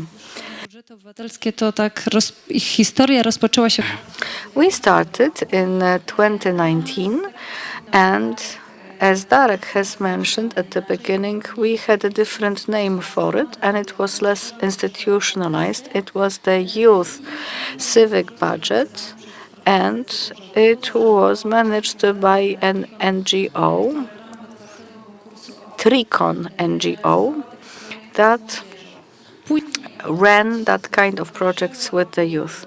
Then in 2021, the school civic budget came in. It was the first edition, a pilot one, and 10 schools could take part in the school civic budget. Currently, we are in our 3rd edition of the school civic budget, and it's a huge interest this year. You can see that the word of mouth promotion is working. We got over 40 applications, well, from 40 schools. Because of the limited funds, we can only give support to 20 schools, but because of Norway grants, we actually were able to double from the previous number. We also have got funds that are assigned to supporting school in the school civic budget process. It's very important to support the schools in this process of implementing the school budget. We've got 2 NGOs to do that, and we've got the representatives with us. It's Mateusz Wojcieszak from the Pole Dialogu Foundation. So he runs the information meetings regarding the stages of the school civic budget. And we also have mentoring. It means there are consultations, workshops, and we can also go to a given school, and that's what Teatrikąt Foundation does. Not sure whether I could add anything else. Well, we, as the city office, we also provide support regarding the information, and the school needs to learn. So we accompany the school in this process. This is our 3rd edition, and after each edition, there is an evaluation. We ask what was good, what was not so good and needs improving. Usually the changes are small, but they are important to the schools. If you could tell us the amounts. The whole budget is 80,000 Polish zloty, and each school gets 4,000 Polish zloty for its projects. Each school usually uses all the funds,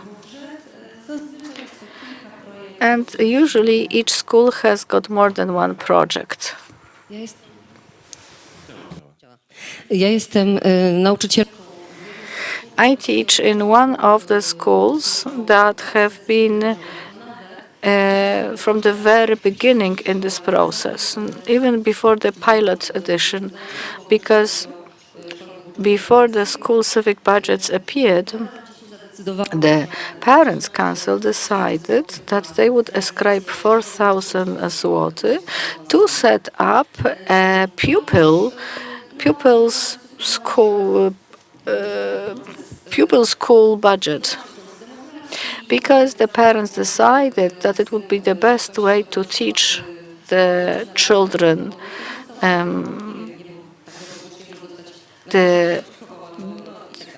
how to take part in the democratization,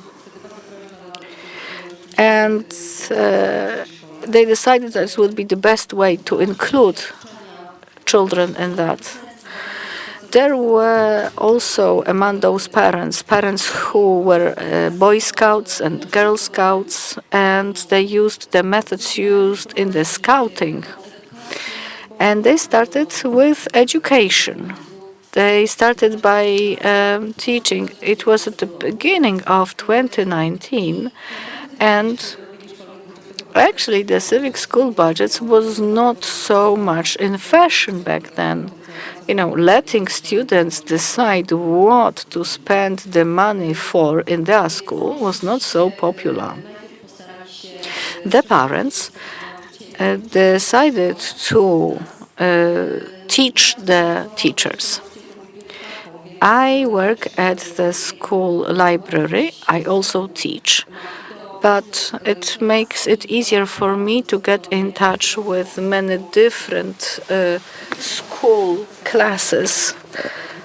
And I worked a bit as a liaison. And it's important to have a kind of a person that works as a liaison, not just coordinator, but someone who supports the entire process.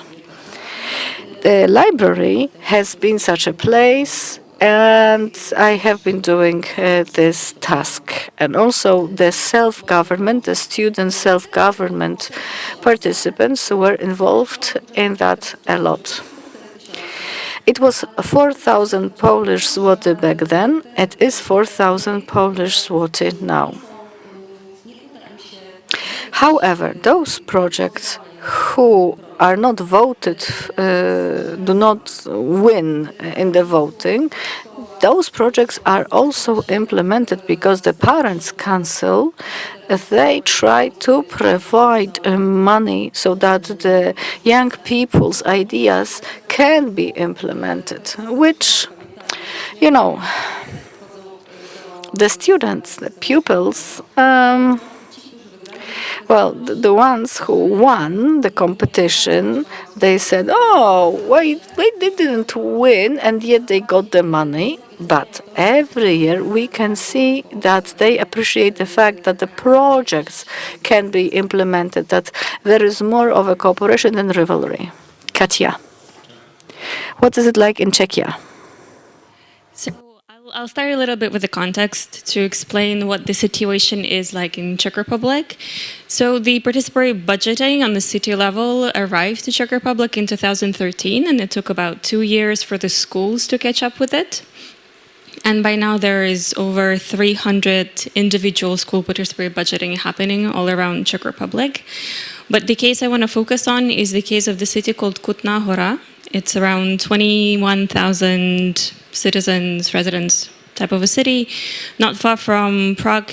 And what's interesting about it is the different layers of engagement that youth have within the city, the school participatory budgeting. So the school PB started in 2018-2019, this academic year, and the idea came from the city wanting to do participation but not being ready to commit to the city level, which is quite interesting because I'm hearing that the city PB precedes all those cases of school participatory budgeting.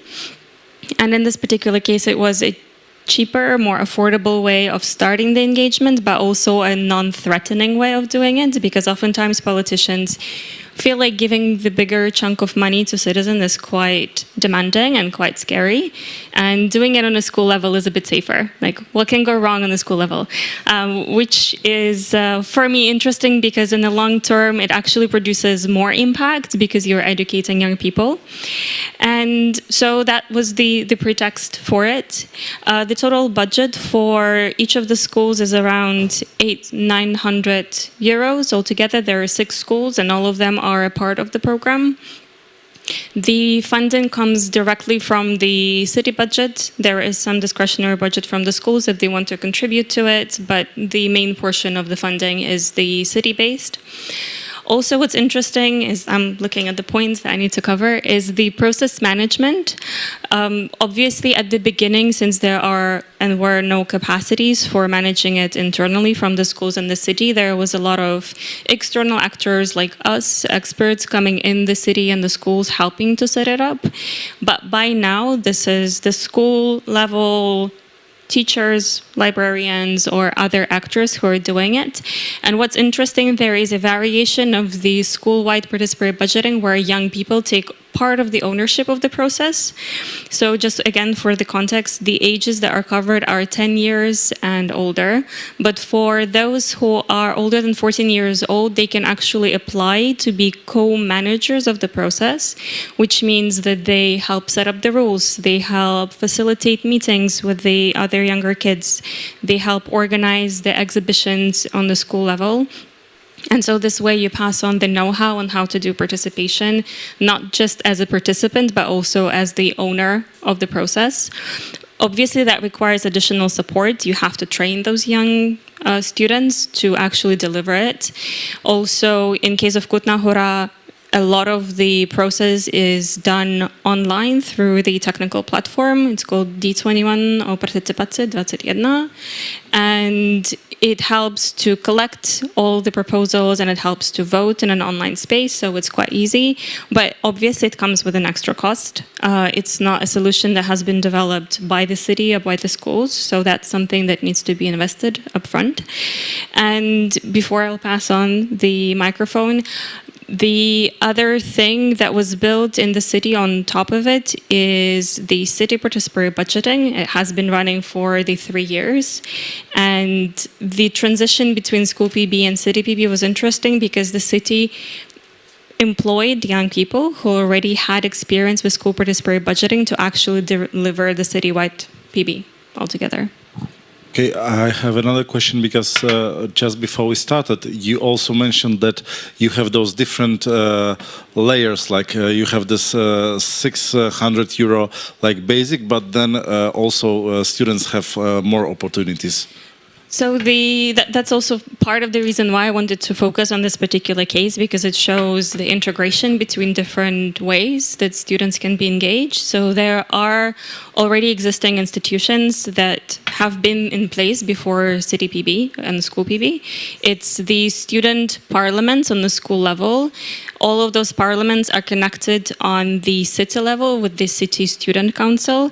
And this institution, as is, has a budget of €6,000 that they can decide. Again, technically, they can also decide to invest more money in school participatory budgeting, or they can focus on particular school and do the development projects there. So that's the first year that already existed. Then we have this layer of school participatory budgeting, and then, as I said, young people also are very prominent in the City PB that has roughly €40,000 budget. Okay, thanks.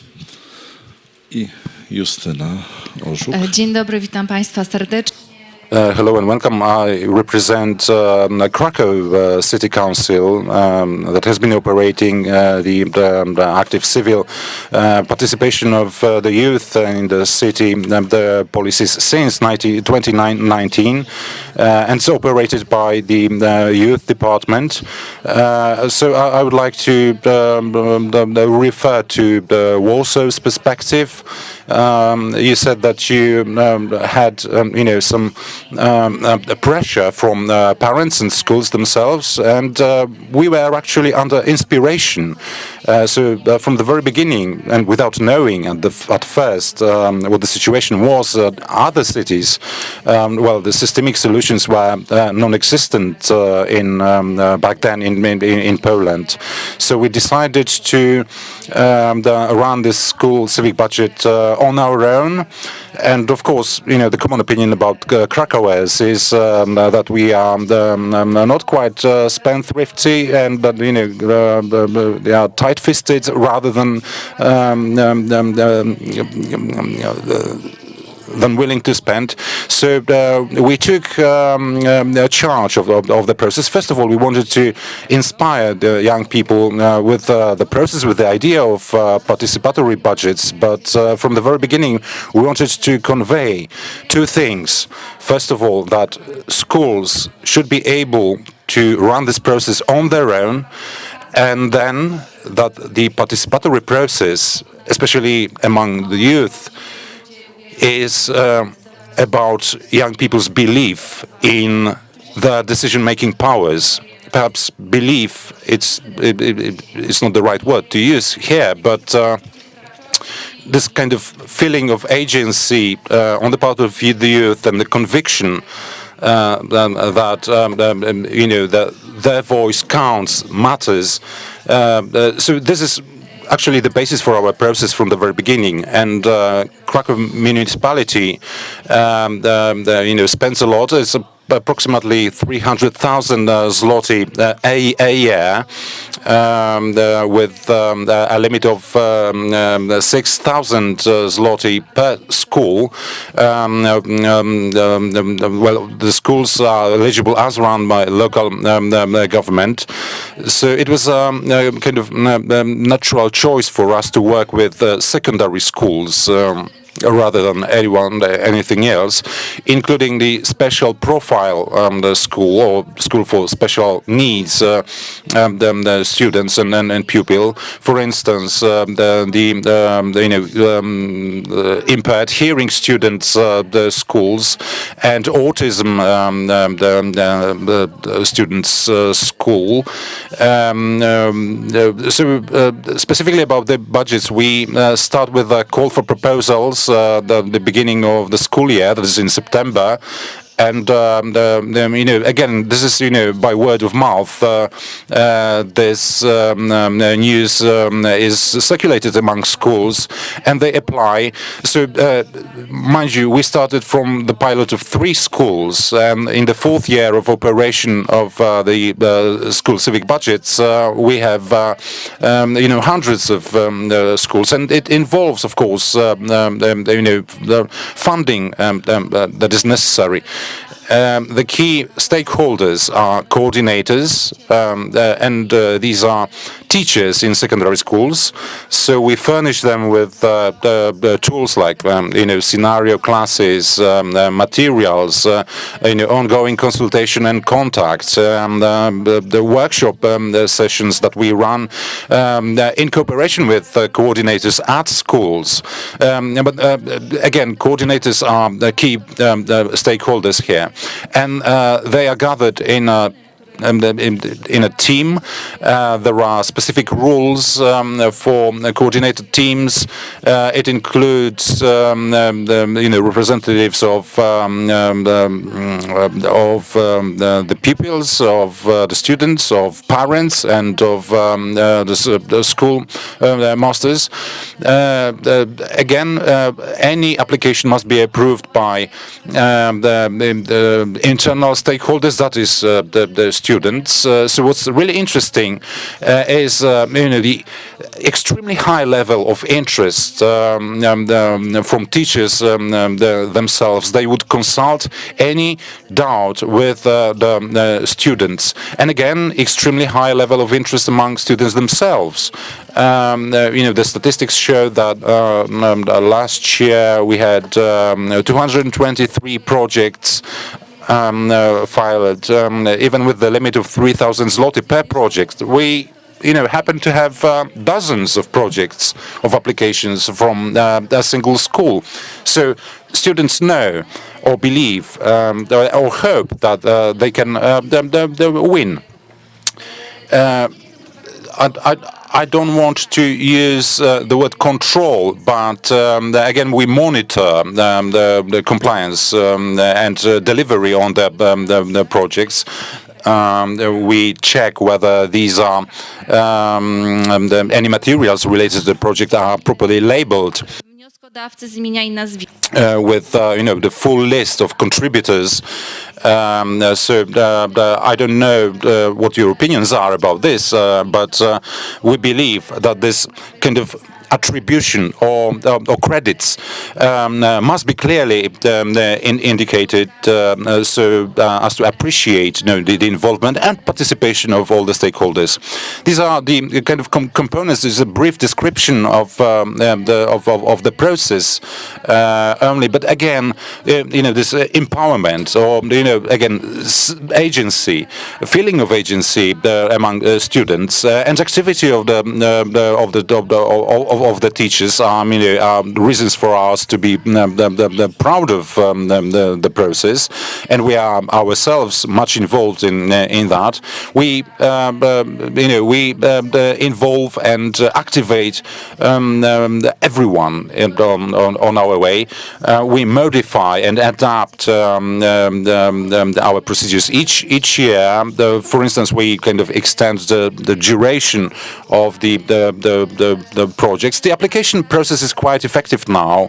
The voting, ideation, and so on. But now, with the changing conditions like increasing prices, we want to adapt. We don't want to leave teachers and coordinators alone with that. So we are the kind of flexible, being fully aware that for young people, sky is the limit, and they are so creative that anything can happen. And sometimes, mind you, the process are not even hit the limit. I mean, sometimes it's a really small scale, 200 zloty the worth projects, like purchase of a drone or the soap dispenser at the school. It gives you an idea of what problems Polish schools struggle with.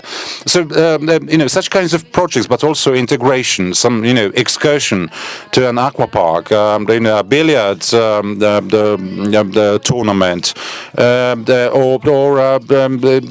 board game meeting.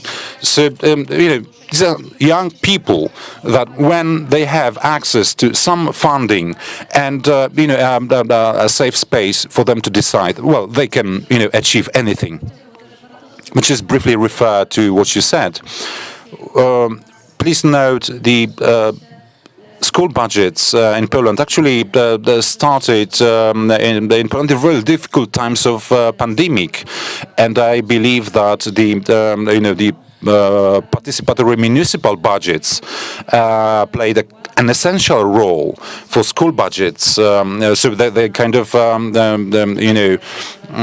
prepared the path for schools to follow. And as to what Justyna said, there's this satisfaction that students can leave something behind them at school.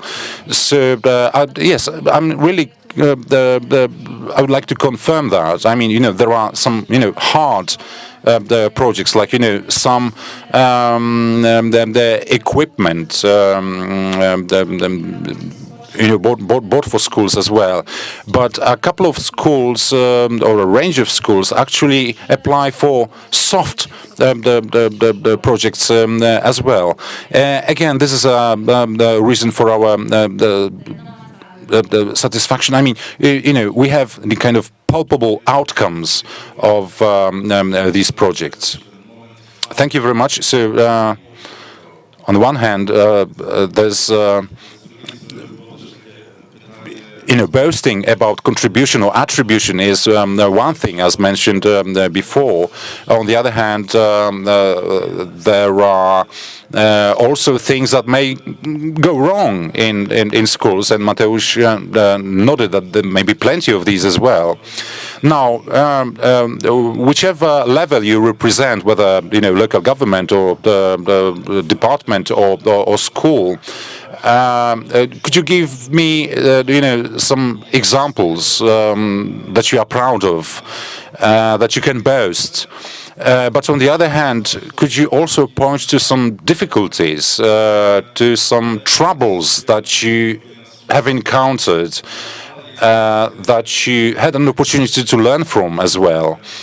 But something that perhaps came up unexpectedly, even if you planned your processes quite well. So let's start with Eva and the perspective of school.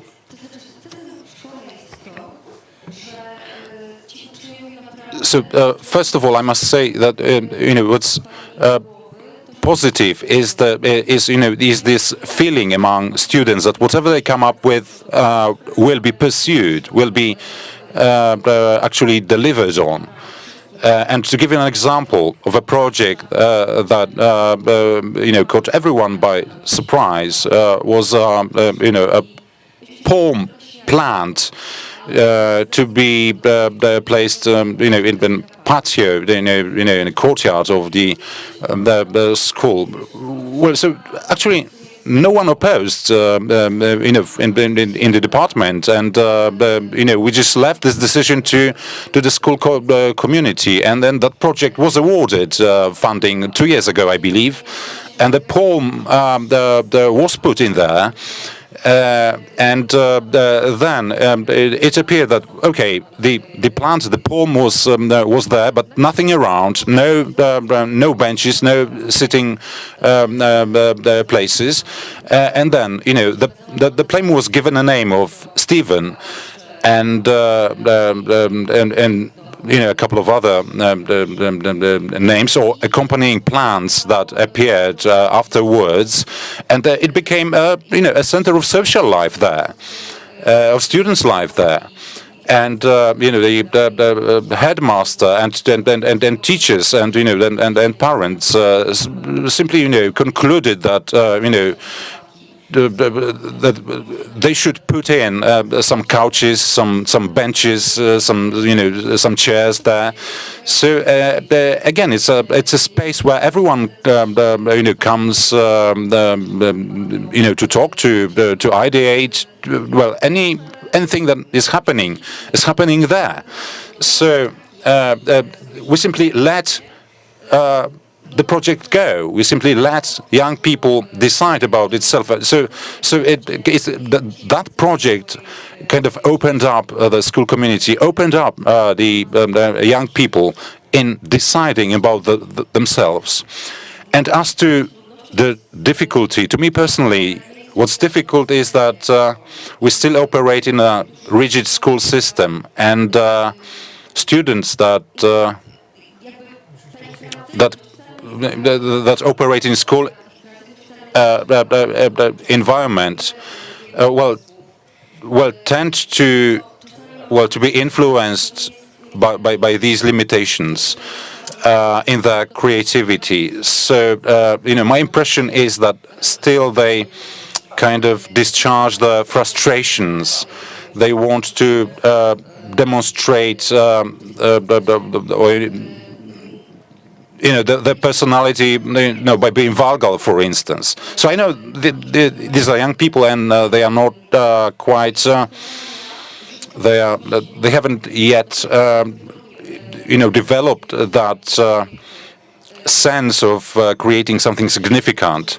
It's only step by step that they recognize, the value behind that. So my impression is that there's still a lot of educational effort to be taken for students, for teachers, just to build the kind of real participatory school.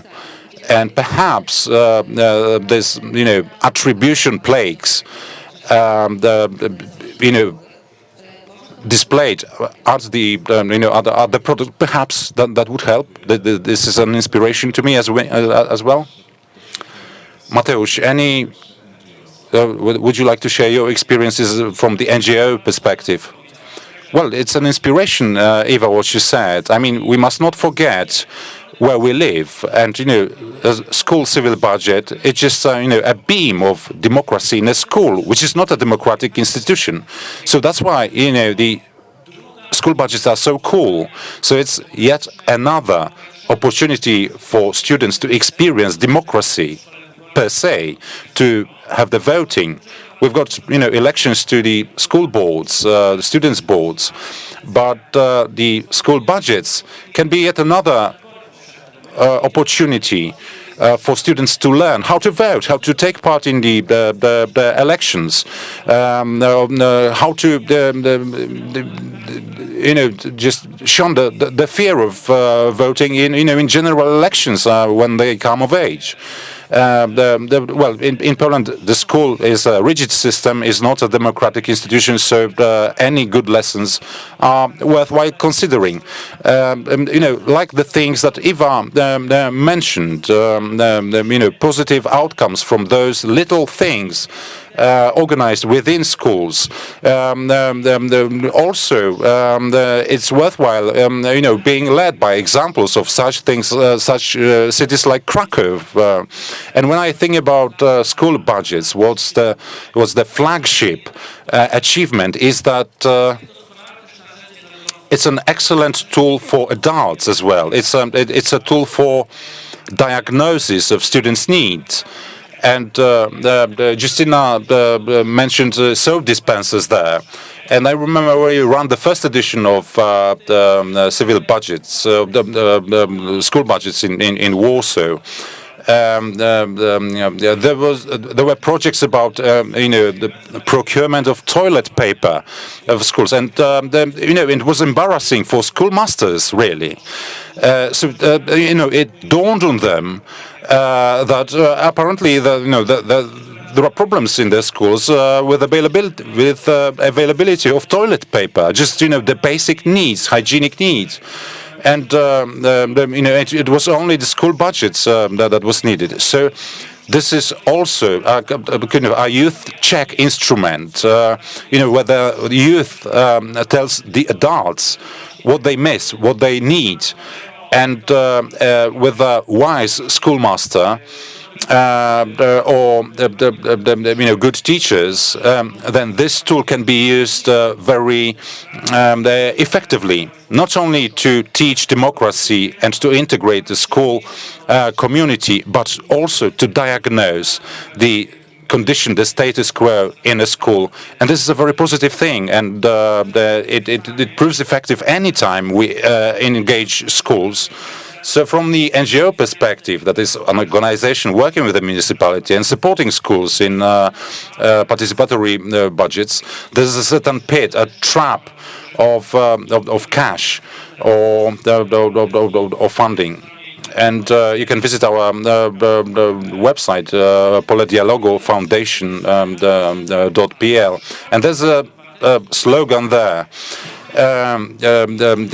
telling you that school budgets is not about money; it's about the process. It doesn't matter how much money you put in. So there's a trap, there's a pitfall there. That you have any external funding that everyone will take for granted. So it is a difficulty. So the rule is in our projects that once a school has been awarded the funds for the school budget, then it cannot take part in another edition of the competition.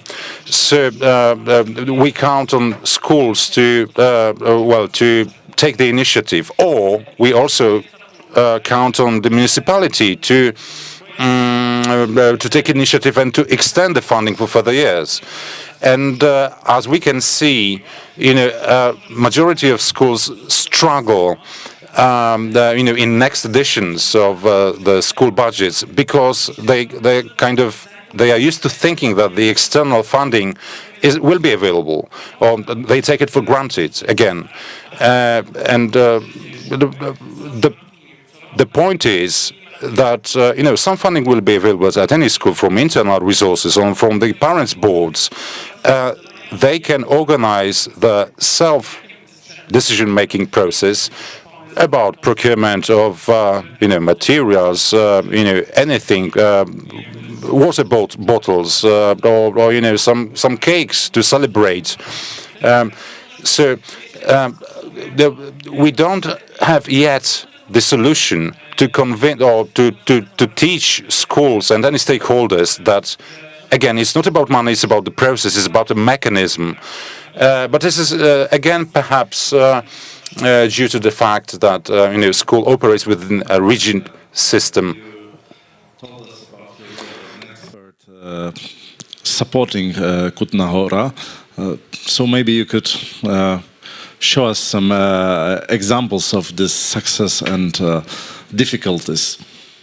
I mean, I think a lot has been covered already, and it's very hard to steer away from the very simple idea that school participatory budgeting is not only about teaching democracy, like obviously this is super important, like you're providing young people with the skills that are required from them in the future when they go to vote. But also what is important is that it provides a positive experience of democracy, because a lot of the young people look at the news or they talk their peers and their parents talking about politics, and the picture is quite grim. So for them to have this experience when the democracy is right there where they are in the school, and that they can actually make a positive change, is a really powerful message that can be reiterated through repetitive occasions. And if you imagine, like, again, I don't know what's the age when young people start participating in school PBs in Poland, but as I said, in Czech Republic, it's the age 10. By the age of 18, when they go to voting, they've been a part of this process for 8 years. And this is becoming a natural thing for them to consume information, to consume political campaigns, to ask questions, to vote. And also it becomes an expectation from the city to provide all of these activities and to provide all of these participation opportunities. But also what I think we often forget is that young people are amazing advocates of change, not only in a sense that they go into politics with these ideas and with these experiences, but even when they're small, let's say 10-year-old kid coming back home after participating in PB, they're going to talk to their parents, they're going to talk to their aunts and uncles, and they're going to tell them what an amazing experience they had at school, that it was fun, it was great. And then if there is a city participatory budgeting, what we noticed that there is a spike in engagement among adults because they actually get to realize that, well, my kid managed to go through this process, so that is easy. I can do it the same way and on the city level, so that's beautiful. Or if there is no city participatory budgeting, then there is a question of like, why do we have it in schools and don't have it on the city level? So that brings in the conversation about opening up participation, not only in the school, but in the city at large. And it also kind of like eases the anxieties of people who might actually have worries about how complicated the project is, whether to engage in it or not. And I think this is great. Even now when we're working in Czech Republic, whenever there is a chance to plan ahead the school participatory budgeting events and the citywide PBs, we try to do it in a way that the school participation comes first, so that this information wave that comes into the houses with the kids and with the students who can inform their parents. And obviously the diagnostics of the needs, I really like this idea that this, even if the project is not implemented, then it still gives a good idea of what are the problems that exist in the school, what kind of things need to be addressed. Even if you cannot implement the project right away, it still kind of like steers you towards it in the future when you have a budget that you need to decide in the next year. And another thing that oftentimes we get asked is what amount of money you should give to the schools. The obvious answer, the more the better. But I think it's we can agree to disagree on this. But like the most important thing is that oftentimes people think it's a barrier that we don't have enough money to give to the schools. And from our experience, what we also learned is that it's not just about the money, it's about the experience and providing the space for young people to have their voices heard. And even if it's a couple €100, that's still meaningful. That's still something that you're giving to them, and you might increase it later on in the future, but that's good to just start somewhere. It can still generate meaningful engagement. And when it comes to the struggles, I think we all share the same ones. There is a certain level of fatigue that young people have because there's a lot of things that are requested from them.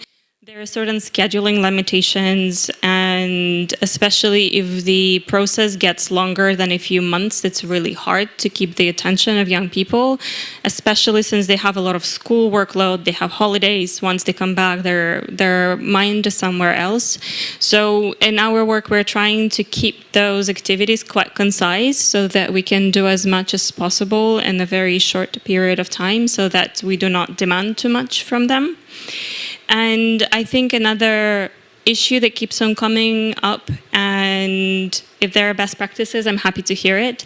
A lot of the times, participatory budgeting, whether in schools or on the city level, becomes a competition rather than cooperation space, where even students can propose an idea and then fixate on it rather than try to incorporate the feedback or try to deliberate with other students. And they're trying to push for this particular idea, so it doesn't necessarily benefit the broader community, or it might reproduce certain exclusionary practices, or it might not take into account certain minority groups that exist in the schools. And I've been seeing it happening on a school level. I've seen it happening on the city level. So the process design should always, and the way we ask questions and we want the projects to be formulated, should always try to focus on cooperation between everyone in the school rather than saying like, okay, you come up with the proposal and that's it. You don't need to get any feedback from others. You don't need to include information about the needs of others. So there are definitely a lot of space where we can improve this particular types of processes. Okay, thank you. To teraz przechodzimy do tego. Now let's move to the official level. So Justyna, would you please have your say, or your views of the successes and difficulties? Let me start with the difficulties for a change. The first and most important difficulty from the point of view of the city office is that we need to refuse to those schools that are not run by the self-government authority. So the financing is not available to them.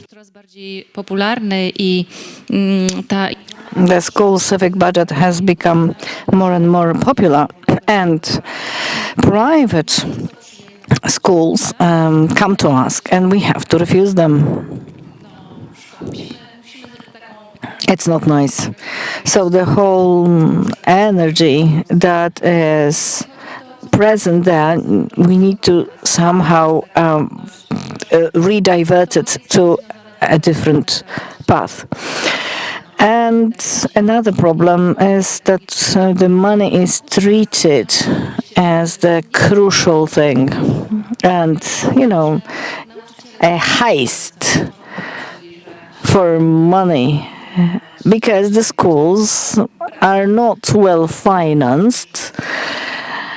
And it seemed that this money from the school budget could be used for the needs of the school.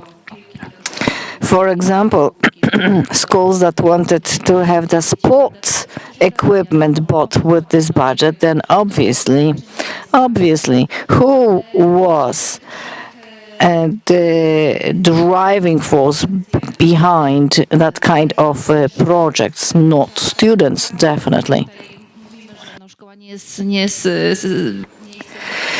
A school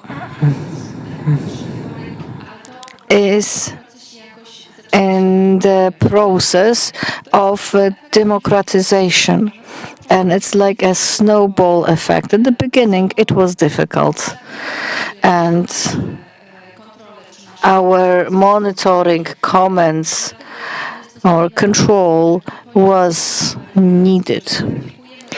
So we verified the projects, not the ones so much that one, but the ones that were rejected by the school. And why? Because, for example, there was a school that had a project to have a language course for the people with difficulties in hearing, for the sign language. And the school said, no, we don't want it because we don't have anyone with that kind of problems in our school. So, participation, empowerment, and education. This is important. We not only educate the students, but also the teachers. And in our model, the teachers have to cooperate very well. The coordinator cannot do it on his or her own. As for success, well, a lot of successes. The statistics, I could quote them, but there is no need for that. Very good data there. And if we look from this perspective, we had 7,000 students who were voting. And that is really, really important. 233 projects that were filed. And that is a great source of happiness for us. We also have schools for children with special needs. At the beginning, we did not know whether this school civic budget is for that kind of schools. And it turned out that we had people like Eva Bies, who were the ambassadors of the good change, and they are passionate about introducing in their schools that kind of change. We had a school for children with autism, and we had a school for children that cannot hear.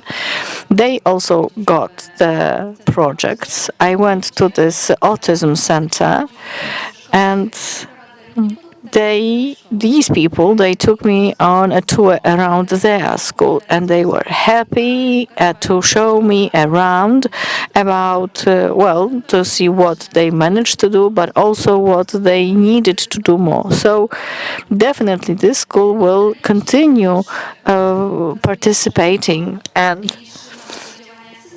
although this is a systemic action, it may be less flexible. Sometimes there is lack of enough contact with young people because of lack of time. But I can see that with schools with special needs, for children with special needs, that works very well. Camila. Well, I am speaking at the last, so I may be repeating a bit. And I'll start with the sad moments, with the difficult ones, and end up on a happy note. As for the challenges, I have heard from students and teachers, coordinators of the budgets, who said that there is not enough time. And the school civic budgets are burdened with lack of time. And this is both on the teacher's side and the student's side. It's a challenge for the whole education system in Poland. Students need to have the time for non-formal education, practical education, for which the school civic budget allows, to pursue their hobbies, their interests in a different way than in a regular classroom during a regular class. And as Mateusz said, the difficult thing is to encourage some schools to have their own school civic budgets without the funding of a city or gmina. In our city, in Lublin, the schools can apply on numerous times. It's not just one-off. Perhaps this is for us a good idea to introduce the rule that you can apply for the money just once. And as for happiness, the quotation that comes to my mind in the second edition, the teacher coordinator in her school said that the school civic budget is an unusual budget where the money is not important, because what really counts is everything that is done around those projects, the integration, getting to know one another, meeting halfway between the teachers and the students, involving other workers employed in the school. The fact that the students can talk about their needs, and the needs may be surprising, sometimes very simple, like the toilet paper or the mirrors or lack of locks or locks that are out of order in the toilet door. And another happy moment, a student from elementary school told us that the school civic budget made their dreams come true. And she was a young student from the 7 to 9 years old group. And it told us that the children, they learned the process.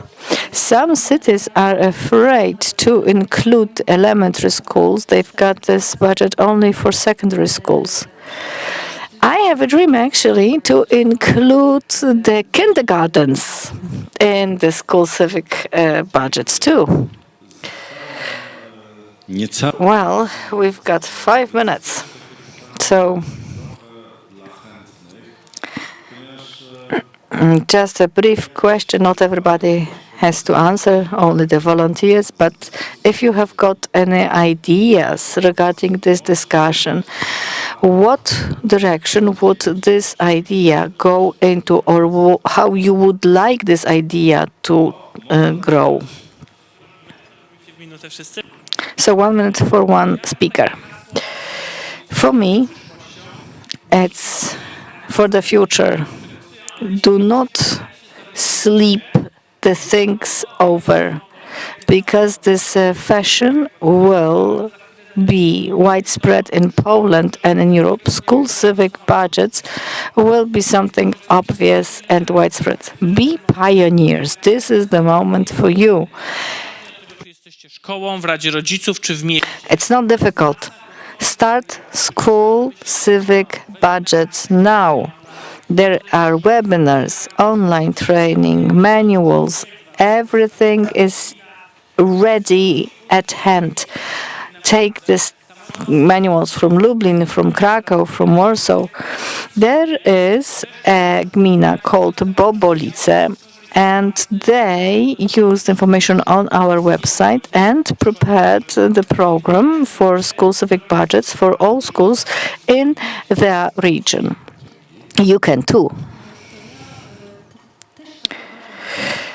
Yes, school civic budgets will become more and more popular and will involve more schools. But the challenge is the quality of those budgets, and that teachers, adults, coordinators should not own the process.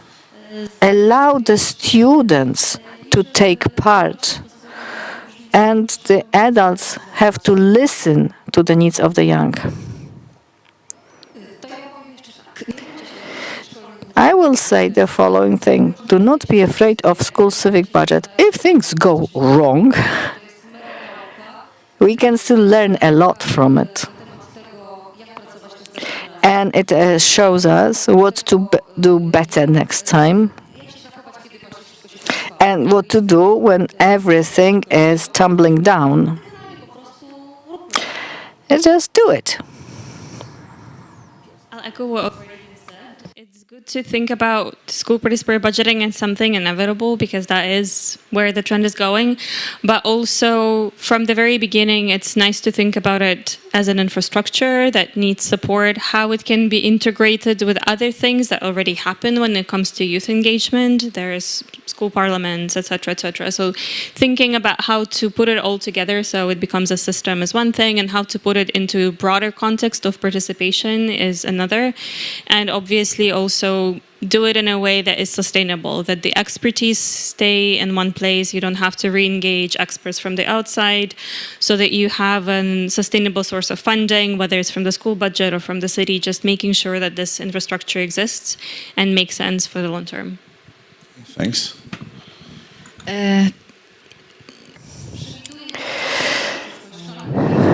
There is a great future awaiting the school civic budgets for a few reasons. First of all, because young people like deciding about what they can decide about and what is close to them. So once you set the process in motion, it is hard to stop it. Plus, when the schools see how the financing works, and even if this financing disappears from the system, the funds will appear, because some school headmasters and or the boards, school boards, decide to assign funds for that kind of budget. I'm also interested in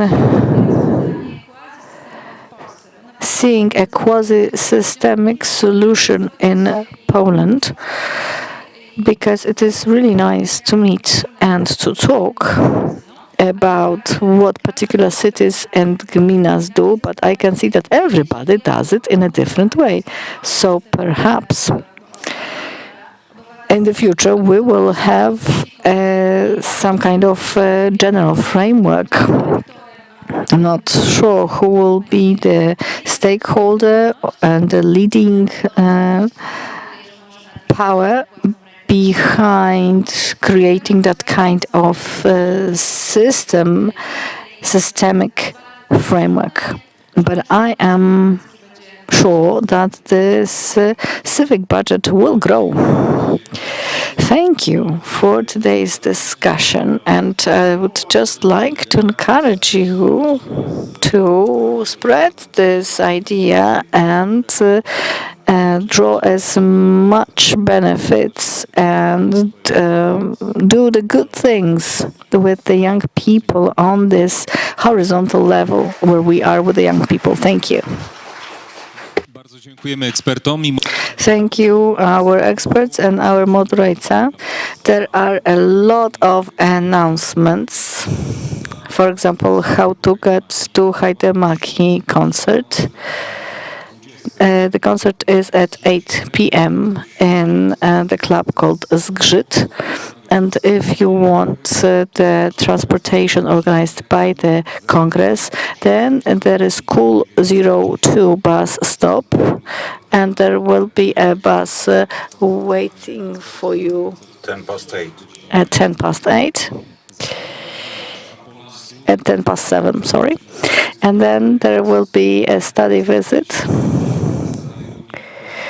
at 12:45 at 2 the Hey Youth Space in Prusa 2 at 2 the Center of Information and Help to Children run by Sempre by Frente at 2 Imaginarium, also the brewery Perla, and everything that you need to know is at the reception desk. And also here after lunch, those who go to the Grand Stock Exchange, for those people, the lunch will be later. And after the lunch, there will be the stock exchange for the grant donors. And tomorrow we'll have the panels regarding for the integration of Moldova with the EU, the Artists for the Ukraine, and divided memory of the Ukraine, the young change, the tourism by Stronger Together of British Council, and how to create youth-friendly cities. Thank you for today, and I would like to wish you a lot of nice and pleasant meetings. Thank you, and have a nice lunch.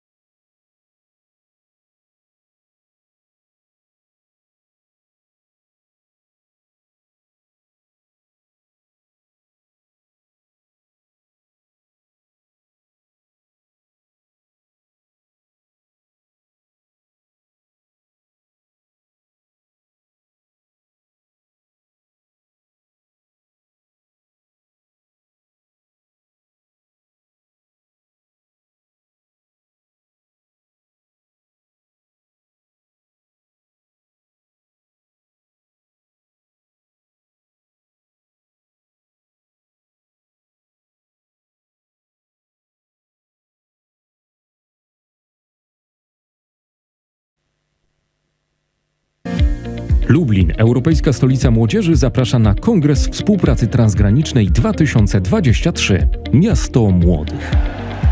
Coroczne spotkanie praktyków współpracy transgranicznej z krajów Unii Europejskiej i Partnerstwa Wschodniego. 3 dni paneli i debat z udziałem organizacji młodzieżowych, liderów samorządowych i ekspertów z całej Europy. Forum partnerów i giełda grantodawców. Wizyty studyjne, warsztaty, wydarzenia kulturalne na żywo i online. Lublin. 9-11 października 2023. Zarejestruj się bezpłatnie na stronie kongres.lublin.eu.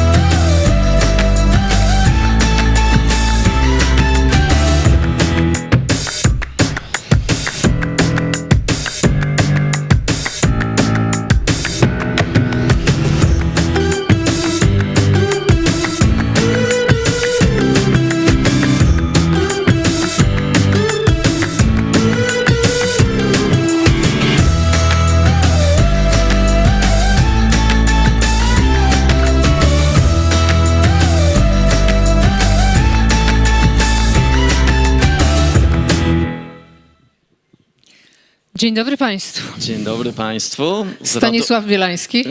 Alicja Wosik-Majewska. Z radością witamy Państwa na...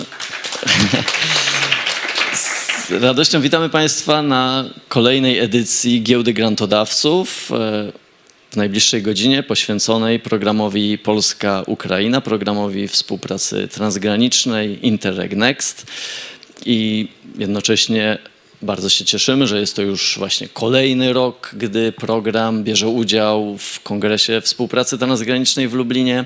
Już nie pamiętam, w ilu edycjach mieliśmy przyjemność uczestniczyć, ale odkąd ja pamiętam, to zawsze jesteśmy tutaj obecni. Bardzo się z tego powodu cieszę. Bardzo dziękuję jednocześnie organizatorom za to, że tutaj ta współpraca zawsze jest możliwa i jak mniemam, dla obopólnej korzyści zarówno dla wszystkich partnerów i zainteresowanych samym kongresem, jak i wszystkich zainteresowanych programem dotychczasowym, kończącym się już współpracy transgranicznej Polska, Białoruś, Ukraina i który oficjalnie uruchomiliśmy w tym roku, program Polska-Ukraina. Dodam, że Stanisław jest szefem zespołu programowego we wspólnym sekretariacie programu. Ja mam przyjemność kierować polskim oddziałem z siedzibą w Rzeszowie. Natomiast zaczniemy od prezentacji, którą Stanisław przedstawi Państwu na temat nowego programu, nadchodzących naborów. Ja natomiast pomogę w sesji pytań i odpowiedzi. Oddaję Ci, the floor is yours. Dziękuję. Mieli Państwo już zapewne możliwość skorzystania z naszego punktu, który tutaj działa w ramach kongresu. Jeśli Państwo są zainteresowani i byli programem, to ten punkt od rana jest uruchomiony i służy Państwu pomocą. Natomiast teraz, z racji tego, że kongres jest poświęcony tematowi młodzieży i te obrady tutaj kilkudniowe właśnie dotyczą tego tematu. Postaram się program, który bezpośrednio nie ma tego zacięcia, można powiedzieć, jeśli się na niego tak spojrzy z pierwszej perspektywy, zacięcia i kierunku młodzież czy młode pokolenie. Natomiast niewątpliwie te elementy w nim też są i postaram się zwrócić Państwa uwagę na to wszystko, co z jednej strony może z realizacji programu służyć szeroko pojętemu interesowi młodzieży jej samej, ale i wszystkim organizacjom, które w poprawę właśnie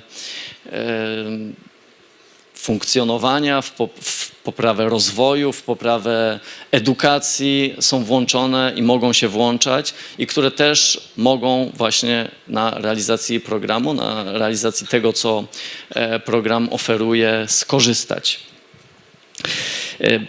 Dla tych z Państwa, którzy są zaznajomieni z programem, którzy mieli już z nim do czynienia, kilka z tych informacji na pewno nie będzie jakimś zaskoczeniem. Będą to kwestie, które Państwo znają, natomiast żeby zrobić taki pełny obraz tego, o co w ogóle chodzi w tym programie, z czym się to je, na czym on polega, to pozwolę sobie, żeby te takie najbardziej podstawowe informacje też Państwu przedstawić. To taki skrót, czego dzisiaj dotkniemy pokrótce, po wszystkie te elementy w najbliższej godzinie postaramy sobie omówić. Więc proszę Państwa, o co w ogóle chodzi z tym programem? Otóż Unia Europejska, bo jest to program finansowany przez Unię Europejską, ma taką ambicję, by w ramach tego celu Europejska Współpraca Terytorialna realizować interes i wspierać współpracę nie tylko pomiędzy państwami członkowskimi na granicach wewnętrznych Unii Europejskiej, ale też żeby przyczyniać się do rozwoju, do poprawy sytuacji na zewnętrznych granicach Unii Europejskiej. I tak wokół właśnie tych zewnętrznych granic całej Unii Europejskiej realizowane są programy współpracy transgranicznej. Jednym z takich programów jest właśnie program Polska-Ukraina. I był, jeszcze jest wciąż realizowany. W tym roku ma się zakończyć realizacja ostatnich projektów w tym programie. Program Polska-Białoruś-Ukraina 2014-2020. Jakie są, drodzy Państwo, takie ogólne cele, które ten program ma realizować? Otóż jest to poprawa rozwoju po obu stronach granicy, sprzyjanie właśnie podnoszeniu poziomu życia mieszkańców, społeczności lokalnych głównie po stronie polskiej, po stronie ukraińskiej, ale też promowanie, wspieranie kontaktów zarówno między instytucjami, między organizacjami, które działają po obu stronach granicy, jak i właśnie społecznościami lokalnymi, które tutaj na tym pograniczu zamieszkują. Przepraszam jeszcze tutaj tak pod kątem trochę naszego tematu. To, co Państwo widzą, ten obrazek to obraz, który zajął pierwsze miejsce w naszym konkursie plastycznym młodej ukraińskiej artystki Elizawiety. Kategoria wiekowa, z tego co pamiętam, 6 do 10 lat. Nie pamiętam, ile Elizawieta miała lat, ale to była pierwsza nagroda w tym naszym konkursie właśnie. Do konkursów też przejdę pod koniec prezentacji. Proszę Państwa, obszar programu. Jak Państwo widzą, po polskiej stronie jest to cała wschodnia strona, 4 województwa, które tutaj mamy, nie całe województwo mazowieckie, natomiast całe podlaskie, całe lubelskie i całe podkarpackie. Po stronie ukraińskiej natomiast mamy 6 obwodów, tych leżących najbliżej granicy z Polską, czyli z tymi instytucjami, które reprezentują państwo członkowskie Unii Europejskiej. Program jest skierowany do wszystkich instytucji, które na tym obszarze działają, które mają możliwość wpływania na ten obszar geograficzny. Jest to, jak Państwo widzą, bardzo duża liczba osób, jeśli chodzi o tych odbiorców końcowych, więc szereg różnego rodzaju działań, szereg inicjatyw, które do tej społeczności, powiedzmy, leżącej właśnie na pograniczu można skierować. I co istotne, już teraz zwrócę uwagę, że jest to program skierowany do instytucji, które nie działają na rzecz zysku, których charakter nie jest nastawiony na osiąganie zysku. Program jest, tak jak wspomniałem, finansowany z Unii Europejskiej z 2 źródeł. Dla Państwa interesujące jest to, że aż ponad 214 milionów euro zostanie przeznaczone w nim na następne kilka lat na dofinansowanie realizacji projektów. I na co konkretnie to dofinansowanie zostanie przeznaczone, proszę Państwa. Tutaj starałem się to troszeczkę tak dla Państwa poukładać, żeby nadać pewną strukturę i żeby było Państwu trochę łatwiej się w tym odnaleźć. Nie wiem, czy mi się udało, mam nadzieję. Zaraz wyjaśnię, o co tutaj chodzi. Program składa się z 6 podstawowych tematów, priorytetów, tak to się w programie nazywa.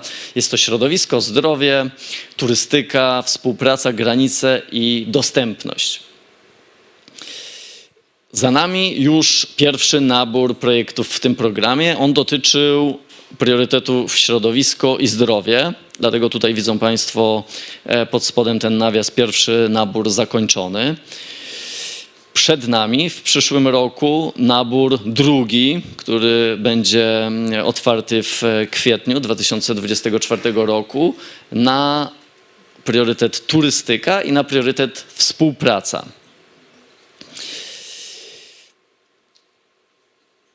Dwa ostatnie priorytety, czyli granice i dostępność, są całkowicie skonsumowane, czy będą przez projekty pozakonkursowe, strategiczne, przygotowywane przez instytucje głównie regionalne, ale też i państwowe z obu uczestniczących państw.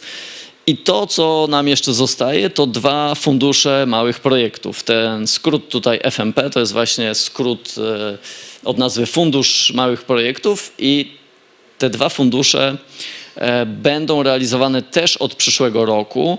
Jeden będzie dotyczył środowiska, zaraz sobie pokrótce omówimy, czego konkretnie. Drugi natomiast będzie dotyczył współpracy. Właściwie w odwrotnej kolejności, bo ten drugi, czyli to, co Państwo widzą tutaj na żółto, FMP1, zostanie uruchomiony raczej wcześniej. A natomiast FMP2, ten dotyczący środowiska, będzie po uruchomieniu tego pierwszego raczej wystartuje. Także to tak, żeby Państwu trochę naświetlić, o czym będziemy mówili za chwilę bardziej dokładnie. Dla potrzeby będziemy wracać do tego slajdu, żeby sobie Państwo to bardziej może jakoś utrwalili i żeby to było jakby ten obraz w pełni zrozumiały. I proszę Państwa, to środowisko. Nie będę omawiał z Państwem wszystkiego, całego zakresu tematycznego, które jest podejmowany przez program. Dla oszczędności czasu i dla tego, żeby tutaj nasze spotkanie miało możliwie jak najbardziej, było najbardziej efektywne dla Państwa, skoncentrujemy się tylko na tym, co jeszcze program jest z Państwa perspektywy, z perspektywy potencjalnych aplikantów w stanie zaoferować, co Państwo będą mogli w nim zrealizować. Tutaj będziemy jechali kolejno priorytetami. Zaczynamy od środowiska i od tego funduszu małych projektów, który zostanie uruchomiony, tak jest przynajmniej plan na razie, w przyszłym roku, ten FMP2. Fundusz będzie zarządzany przez Agencję Rozwoju Regionalnego z Tarnopola, z Ukrainy i będzie on dotyczył promowaniu przejścia do gospodarki o obiegu zamkniętym i gospodarki zasobooszczędnej. Czyli koncentrujemy się tutaj tylko i wyłącznie na właśnie środowisku i na tych aspektach, które będą dotyczyły takiej gospodarki, wszelkich kwestii związanych z zarządzaniem odpadami, z wymianą doświadczeń w tym zakresie, w promowaniu w ogóle podejścia do ekologicznych postaw, ekologicznych zachowań wśród społeczeństwa i tak dalej, i tak dalej. Tutaj takie tematy będą podejmowane. Kolejnym tematem, który w przyszłym roku też stoi dla Państwa otworem, z którego będą Państwo mogli skorzystać, to turystyka. Tutaj nabór, tak jak mam nadzieję pamiętają Państwo z tego slajdu takiego ogólnego, w przyszłym roku w kwietniu i ta turystyka to priorytet, który ma za cel promowanie wszystkiego, co ma podnieść zarówno jakość zasobów turystycznych na obszarze programu. Proszę pamiętać, że cały czas mówimy o obszarze programu i tego mają dotyczyć wszystkie działania zarówno w programie, jak i w projektach, które państwo czy wszystkie instytucje w programie mogą realizować. Więc podnoszeniu w ogóle bazy turystycznej, dbaniu o zasoby turystyczne, które są na tym obszarze, podnoszeniu ich jakości, podnoszeniu ich dostępności, promowaniu w ogóle turystyki na obszarze programu. To wszystko mieści się w tym celu turystyka. Tutaj z racji tego, że to będą projekty regularne, realizowane w priorytecie turystyka, możliwe też są większe inwestycje, większe roboty infrastrukturalne. Także tutaj nie ograniczamy się tylko do małych projektów, do jakichś małych działań.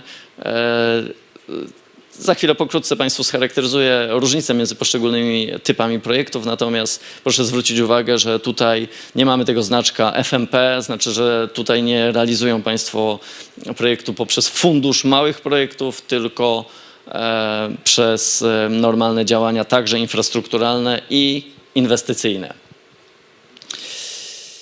Kolejnym priorytetem, kolejną częścią tematyczną, która w przyszłym roku zostanie dla Państwa otwarta, to ten priorytet współpraca w zakresie dotyczącym administracji. Nie do końca chciałbym się tutaj jakoś bardzo koncentrować na tym, bo już sam nazwa tego celu, jak Państwo widzą, jest mocno zniechęcająca i taki też, przynajmniej w moim przekonaniu, ten cel jest. On będzie miał ograniczony budżet i jest dosyć skomplikowany, jeśli chodzi o materię, którą w ramach tego priorytetu i tego celu można podejmować. W skrócie, ogólnie mówiąc, chodzi o podnoszenie jakości funkcjonowania administracji i wszelkiego rodzaju współpracy na styku administracja, organizacje, które z tą administracją mogą współpracować. Wreszcie podnoszenie efektywności administracji tej lokalnej, samorządowej względem społeczeństwa. Ale coś, na co chciałbym Państwu zwrócić szczególną uwagę, co w kontekście właśnie tematyki tegorocznego kongresu jest istotne, czyli współpraca w tym celu drugim, budowanie wzajemnego zaufania, w szczególności poprzez wspieranie działań ułatwiających kontakty międzyludzkie. I tutaj widzą Państwo ten FMP1, Fundusz Małych Projektów pierwszy. On będzie właśnie realizował ten cel i on ma bardzo szeroki wymiar, jeśli chodzi o tematy, które mogą być podejmowane poprzez projekty. Jak Państwo widzą, mogą one dotyczyć zarówno kwestii związanych z kulturą szeroko pojętą, z dziedzictwem kulturowym obszaru pogranicza, edukacją, ale także środowiskiem, klimatem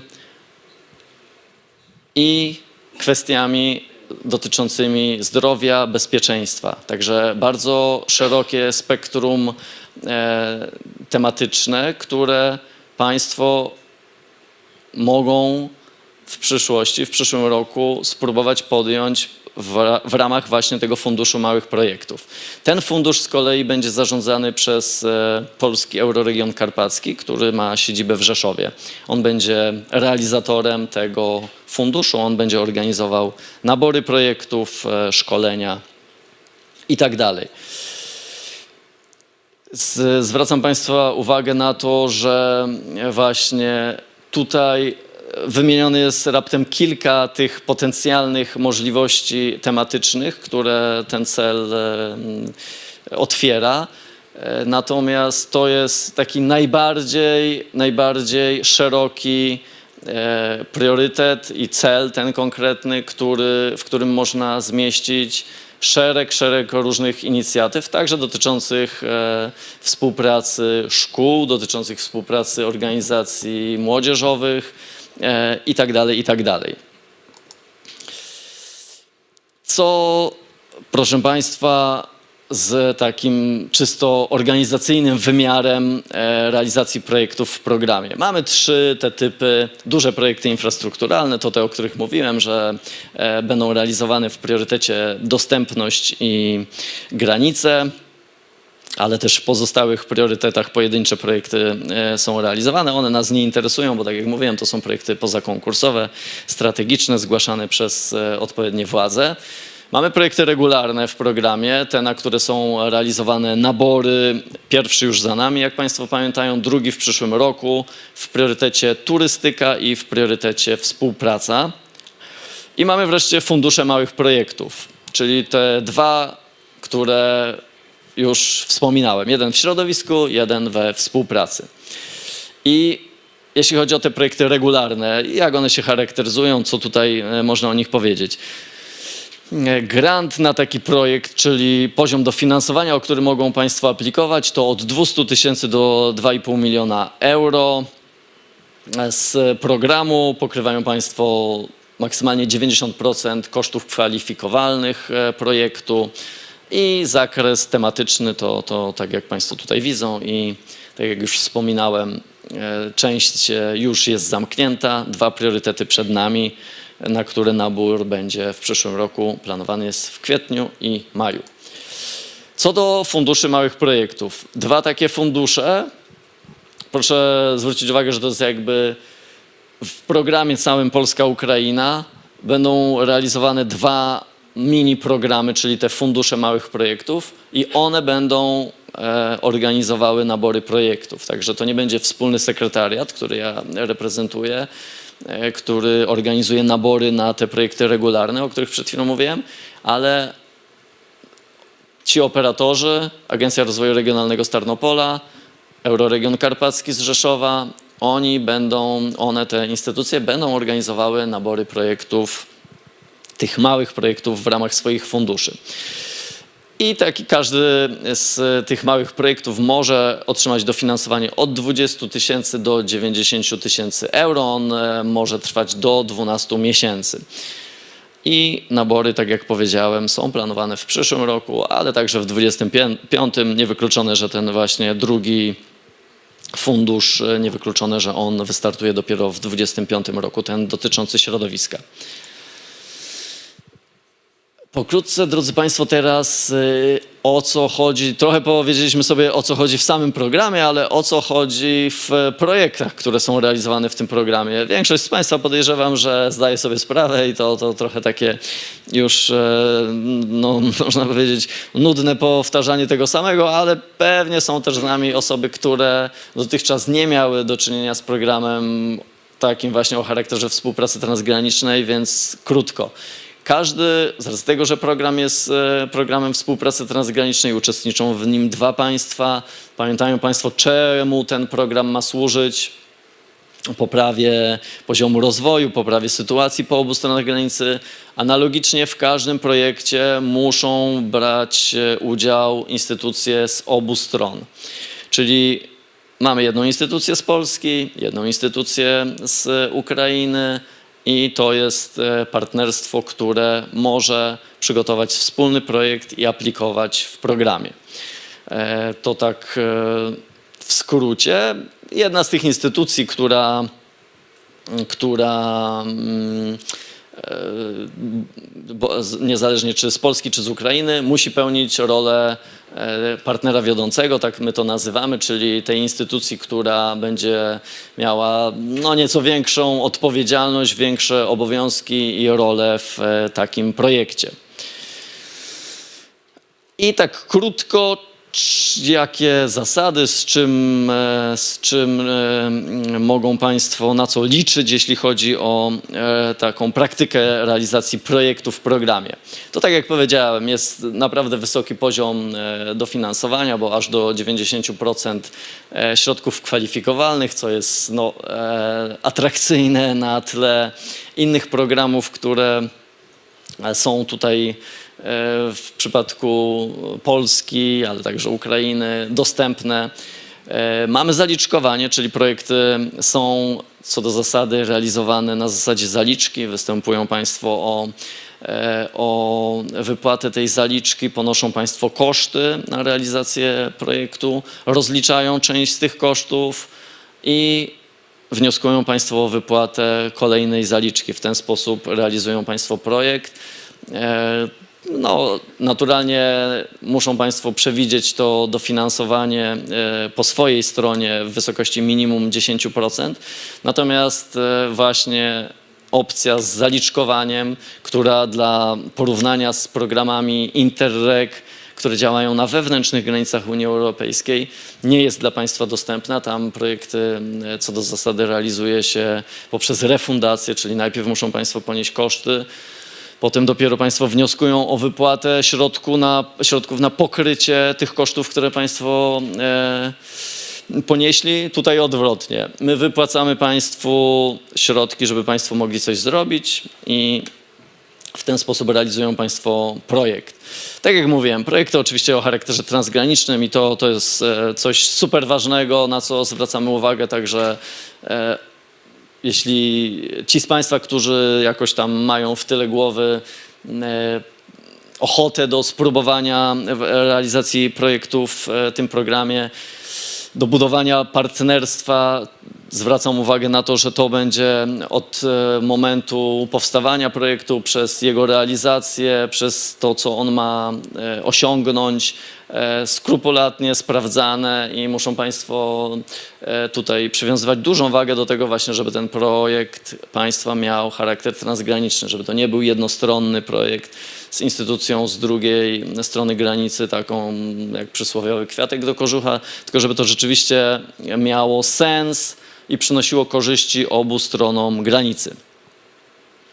Tak jak mówiłem, projekty nie nastawione na zysk, zasada partnera wiodącego i ten partner wiodący podpisuje umowę z partnerami w projekcie, to jest umowa partnerska, reguluje tam kwestie, które pozwolą mu sprawnie przeprowadzić ten projekt i podpisuje także umowę z instytucją zarządzającą tę umowę grantową, na podstawie której będą mu wypłacane środki z programu na realizację projektu.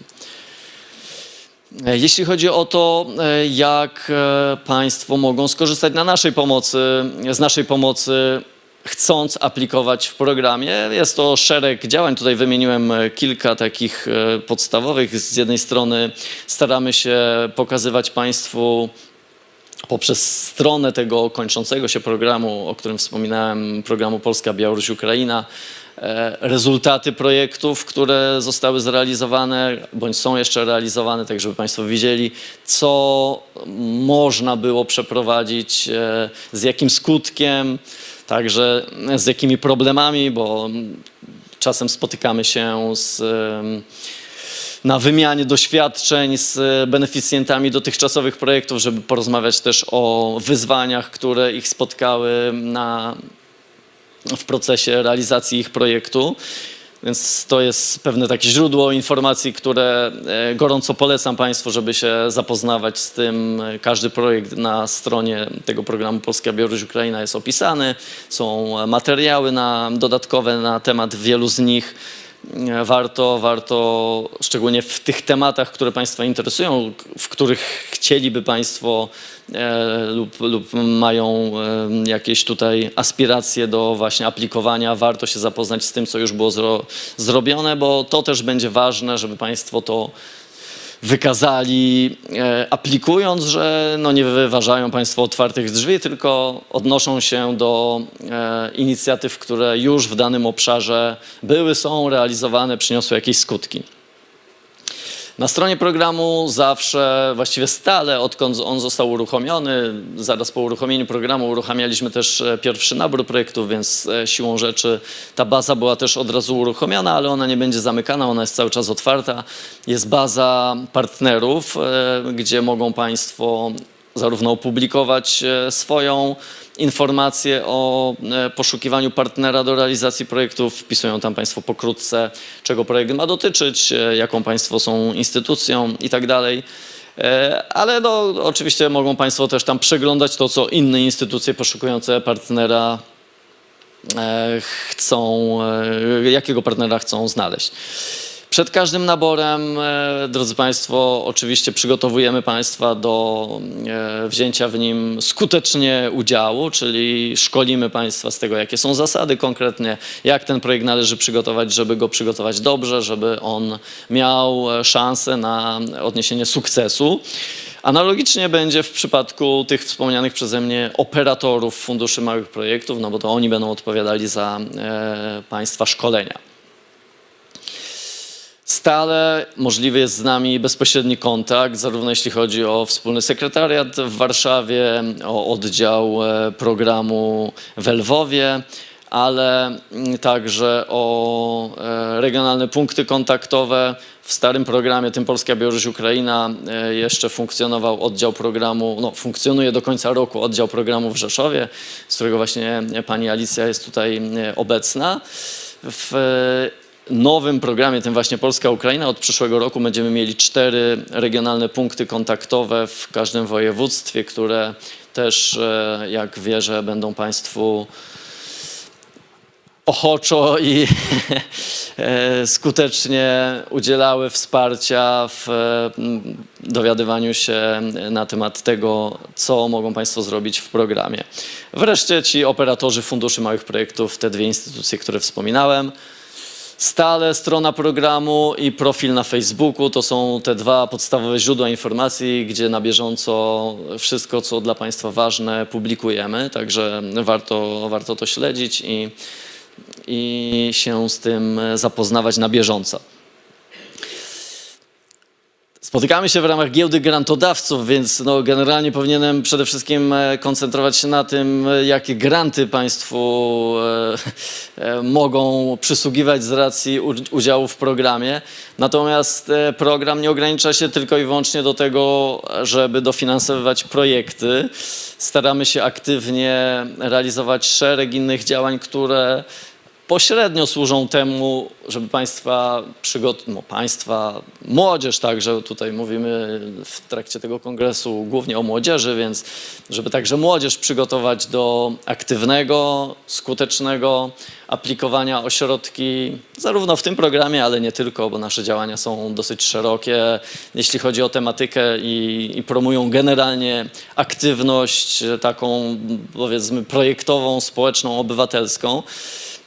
Więc tutaj to, co Państwo widzą, to nie jest już giełda grantodawców, ale działania nasze, programu, oddziałów naszych, które podejmujemy, żeby właśnie trochę zintensyfikować zarówno współpracę w wielu wypadkach młodzieży, instytucji, organizacji zajmujących się młodzieżą, ale też zaktywizować myślenie o tym, co młodzież po skończeniu studiów przykładowo, po wejściu już w życie takie bardziej zawodowe, po jakie środki, po jakie możliwości może sięgać. I tutaj począwszy od tej kampanii edukacyjnej, którą już organizujemy od naprawdę wielu, wielu lat, co roku w ramach Europejskiego Dnia Współpracy Transgranicznej.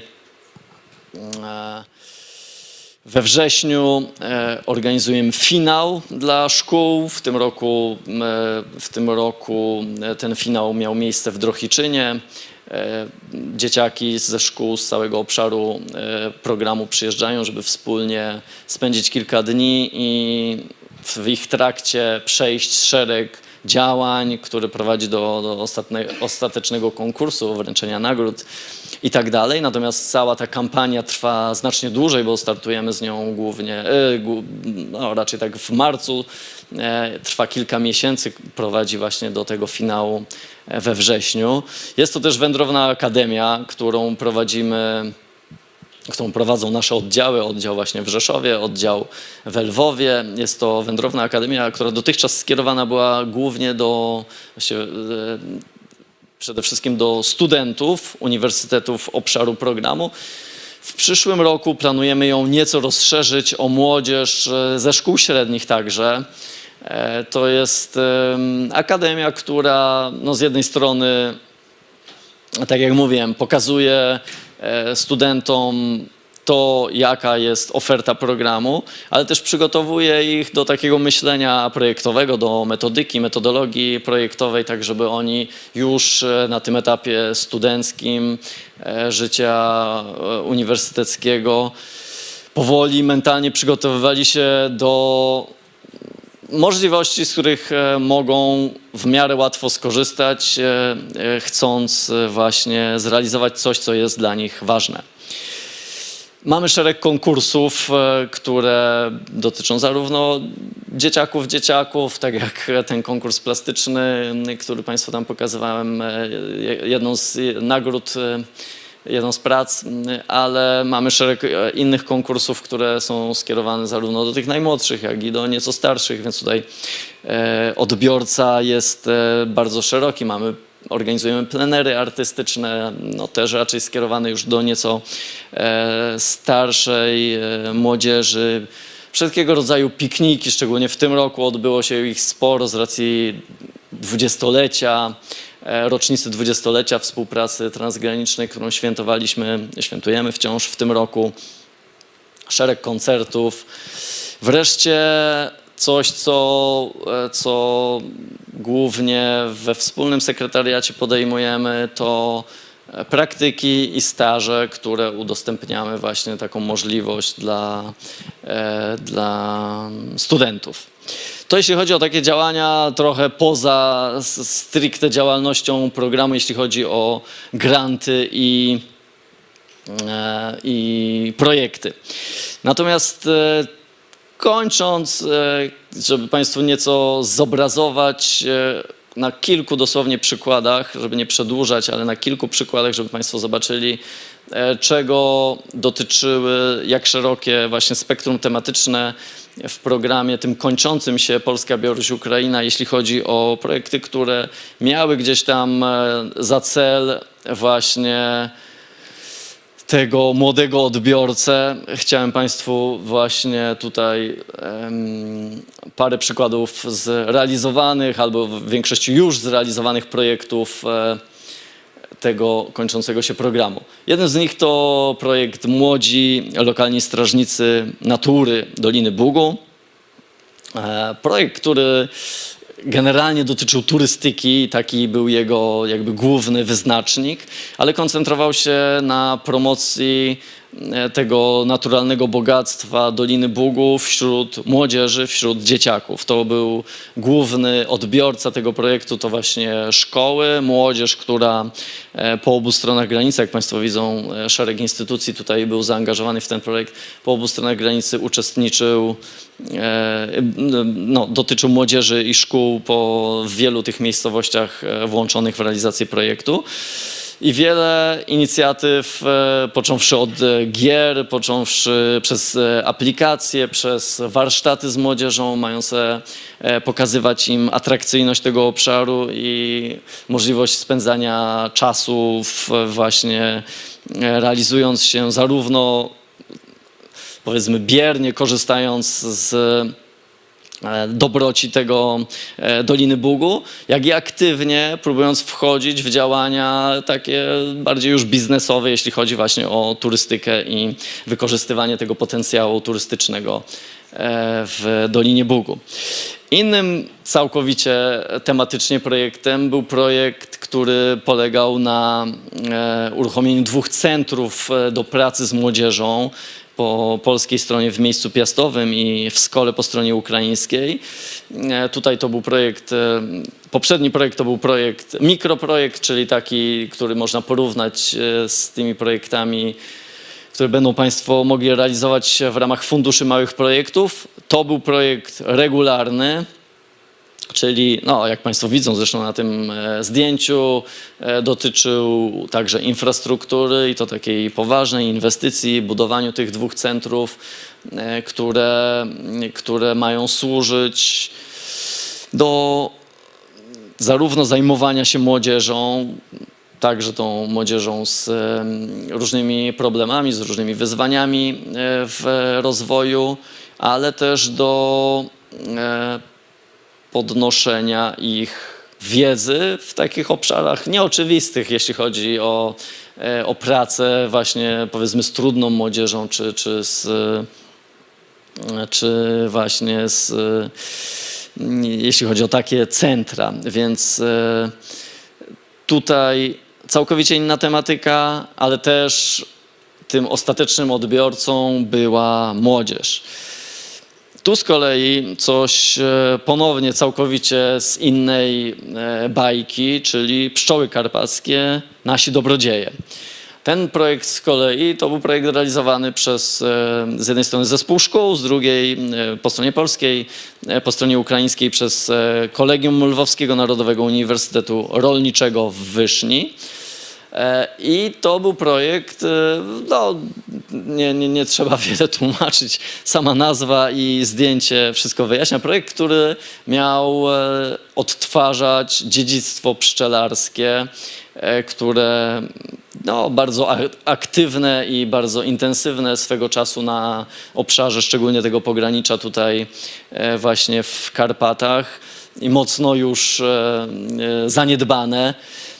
Także tutaj w większości właśnie to młodzież i studenci realizowali ten projekt poprzez instytucje, bo to też chciałbym, żeby Państwo zwrócili na to uwagę, może to nie wybrzmiało w tym, co wcześniej mówiłem, że chcąc brać udział w programie tym Interreg Next, ale właściwie w każdym programie takim współpracy transgranicznej Interreg, muszą Państwo być reprezentowani przez jakąś organizację, przez podmiot, który ma konkretną formę prawną i w taki sposób Państwo aplikują wraz z instytucją z drugiej strony granicy w ramach jednego projektu. No, projekt nie jest skierowany do osób fizycznych, o tak mówiąc. I zdaje się, że ostatni z tych przykładów, które Państwu chciałem dzisiaj pokazać, to ponownie całkowicie inna tematyka, tworzenie ośrodków rozwoju technologii informacyjno-komunikacyjnych. Naszą ambicją w tym kończącym się programie było dofinansowanie, znalezienie aktywnych takich i atrakcyjnych projektów dotyczących tych nowoczesnych technologii, które połączą instytucje z obu stron granicy. Tutaj, jak Państwo widzą, jeszcze brała udział instytucja z Białorusi. Niewiele udało się takich projektów, niewiele projektów zostało złożonych w konkursie, o tak powiem. Jest to dosyć trudny temat do współpracy transgranicznej, jak się okazało.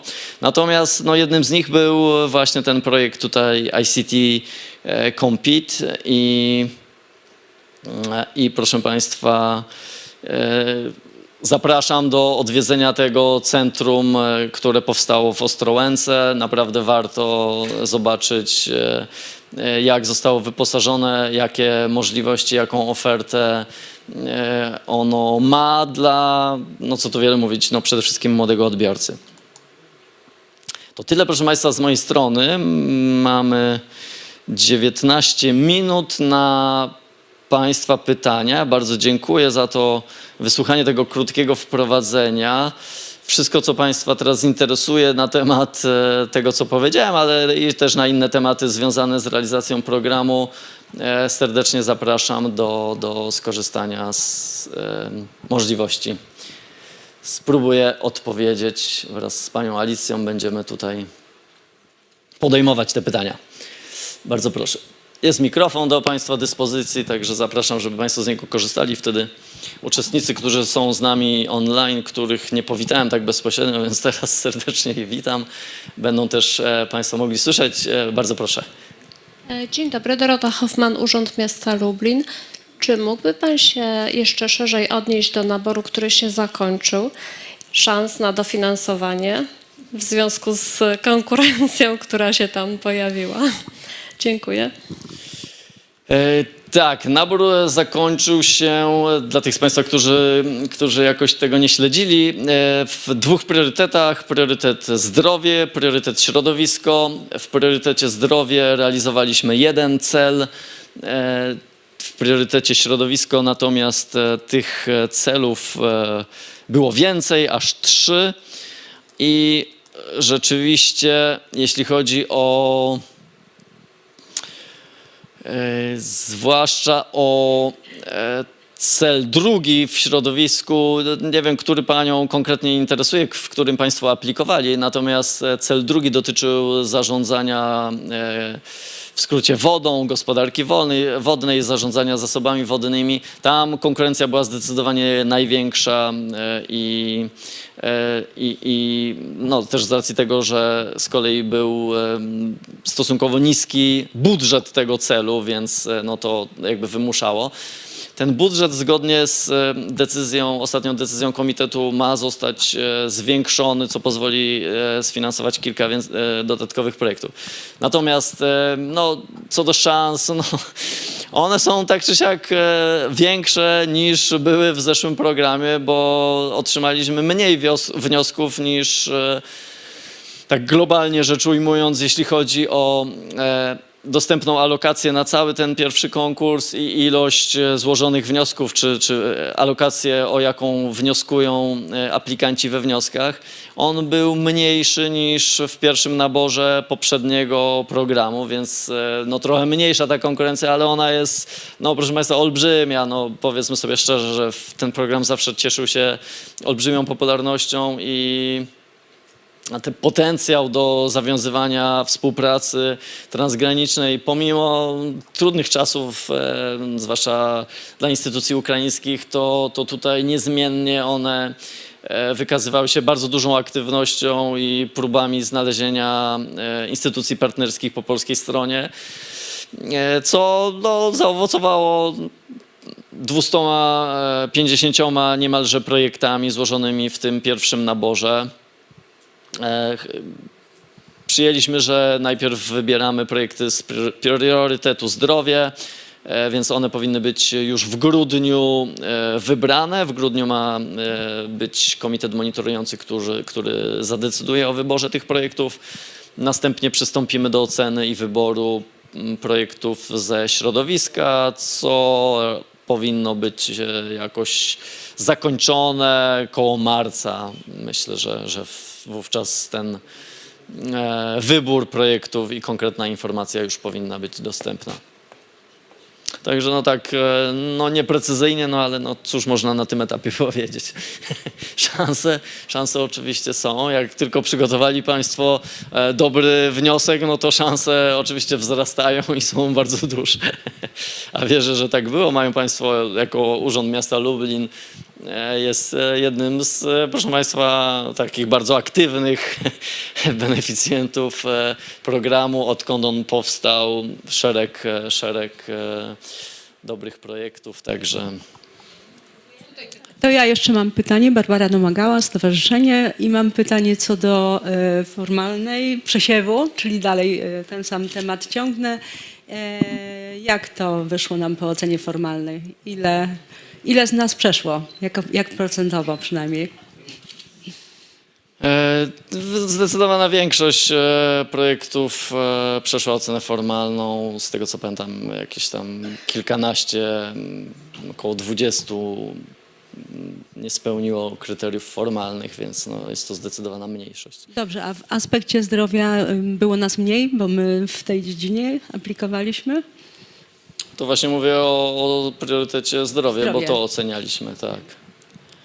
Ale no, jeśli państwo aplikowali, no to są państwo przez nas na bieżąco informowani, bo wysyłamy informacje z każdego etapu po przejściu oceny formalnej bądź prośbę o uzupełnienie dokumentów. Także no, tutaj jeśli państwo byli aplikantem, to wiedzą państwo, jak to wygląda, czy przeszli państwo tę ocenę, czy nie. Bardzo proszę, tutaj pan, tak? Rozumiem, że... Momencik, aby było tłumaczenie słyszane dla tłumaczy, musimy to do mikrofonu zrobić, dobrze? Znaczy dla odbiorców, przepraszam. Dzień dobry, Tymoteusz Pytko. Czy mógłby pan trochę rozszerzyć kwestię samych wymagań do współpracy transgranicznej? Chodzi mi o to, że faktycznie były to różne miejscowości, różne ośrodki, które składały, ale jak definiujemy trochę bardziej tę współpracę transgraniczną? Czy to chodzi po prostu o komunikację dwoma ośrodkami, czy może trzeba dokonać jakiejś, powiedzmy, wymiany kapitału ludzkiego, jeżeli chodzi o wymiany ludzi i tak dalej? Jasne. Generalnie żeby potwierdzić ten transgraniczny wymiar współpracy w projekcie, przyjęliśmy 4 takie płaszczyzny, w odniesieniu do których projekt musi zadeklarować tę transgraniczność. I tutaj tymi obowiązkowymi są wspólne przygotowanie i wspólna realizacja projektu. Mamy też wspólny personel i wspólne finansowanie. To są takie 4 wymogi, 4 płaszczyzny współpracy transgranicznej. Muszą Państwo spełnić 3 z nich, żeby wykazać transgraniczność partnerstwa. To jeśli chodzi o transgraniczność partnerstwa, bo tę transgraniczność odnosimy do różnych płaszczyzn. To taki formalny wymóg, że muszą Państwo przygotować wspólnie ten projekt, to znaczy potwierdzić, że się Państwo wspólnie pochylali nad jego przygotowaniem. Razem Państwo go realizują, więc podział obowiązków, który jest odzwierciedlony w opisie zadań, ról, jest bardzo łatwy do sprawdzenia, czy rzeczywiście instytucje, które są w tym projekcie, mają swoje konkretne obowiązki, zadania, role w zadaniach, które Państwo opisali jako tych, które będą Państwo w projekcie realizowali. Natomiast jeśli chodzi o taki bardziej, to taka strona formalna, powiedziałbym. Natomiast jeśli chodzi o bardziej ten wyższy wymiar współpracy, to tak jak starałem się zwrócić uwagę, mamy 2 strony granicy i to obie strony granicy muszą skorzystać na realizacji Państwa projektu. Czyli niezależnie co Państwo tam będą robili, to wychodzimy od czegoś, co jest na początku ważne dla obu stron, czyli bądź to jest jakiś problem, który funkcjonuje i po jednej i po drugiej stronie, bądź to jest jakaś kwestia, którą chcieliby Państwo rozwinąć, bo jest słabo rozwinięta, nie wiem, jakiś potencjał turystyczny, który jest zaniedbany, bądź to jest, nie wiem, mieliśmy środowisko, dla przykładu takie projekty środowiskowe, nie wiem, zanieczyszczona rzeka o charakterze transgranicznym, którą no, bez współpracy z obu stron granicy nie jesteśmy w stanie oczyścić, jeśli dopływy do tej rzeki nie będą też czyste. Więc wychodzimy od jakiegoś wspólnego wyzwania, wspólnego problemu. On nie musi być, co tutaj jest ważne, co często jest trochę tak błędnie podejmowane. Ten problem nie musi być identyczny po obu stronach granicy, bo w zależności od stopnia zaawansowania w realizacji czegoś, czy to w przypadku tego środowiska o właśnie stopnia zaawansowania, jeśli chodzi, nie wiem, o dostępność oczyszczalni ścieków, czy infrastruktury kanalizacyjnej itd., czy jeśli chodzi o, nie wiem, realizowanie na przykład jakichś programów pracy z młodzieżą, które mają służyć jakiemuś tematowi. Jedna jednostka po jednej stronie granicy ma już większe doświadczenie z tym, bo realizuje taki program od dawien dawna, ale chce go rozwijać, chce sprawdzać go na innych polach. Po drugiej stronie granicy instytucja, z którą wejdzie we współpracę, zupełnie nie ma tego przećwiczonego, więc one będą na różnych poziomach zaawansowania, jeśli chodzi o podejmowanie tego. Niemniej mają wspólny mianownik, to wspólne odniesienie, które będzie bazą dla realizacji tego projektu, więc wyznaczają sobie tę bazę, wspólnie przygotowują to, co mają osiągnąć i te osiągnięcia ich też konsekwentnie, z racji tego, że startują z różnych miejsc, osiągnięcia też nie muszą być lustrzane po obu stronach granicy, bo w zależności od tego, gdzie jesteśmy na starcie, w innym miejscu będziemy także na końcu, dla 2 stron granicy. Więc nie chodzi nam o budowanie projektów, które są takimi właśnie lustrzanymi odbiciami, natomiast które dotyczą transgranicznego problemu, są rozwiązywane w transgraniczny sposób, czyli rzeczywiście obie strony granicy, obie instytucje przyczyniają się do jego rozwiązania, niezależnie co jest tym rozwiązaniem dla każdej z nich, to wspólnie działają, żeby poprawić sytuację na obszarze, czy podnieść jakość życia mieszkańców, czy no, cokolwiek będzie tym celem ostatecznym projektu, to ten projekt musi przynosić korzyści obu stronom granicy, musi przynosić korzyści i jakieś efekty poprzez działanie tych obu instytucji, które będą zaangażowane. To jest ten wymiar taki, powiedziałbym, wyższy, jeśli chodzi o współpracę transgraniczną, to co państwo muszą wykazać w projekcie, żeby udowodnić, że on rzeczywiście ma sens i potencjał w kontekście programu współpracy transgranicznej, bo naszą ideą jest to, co tam na tym pierwszym slajdzie państwu pokazywałem.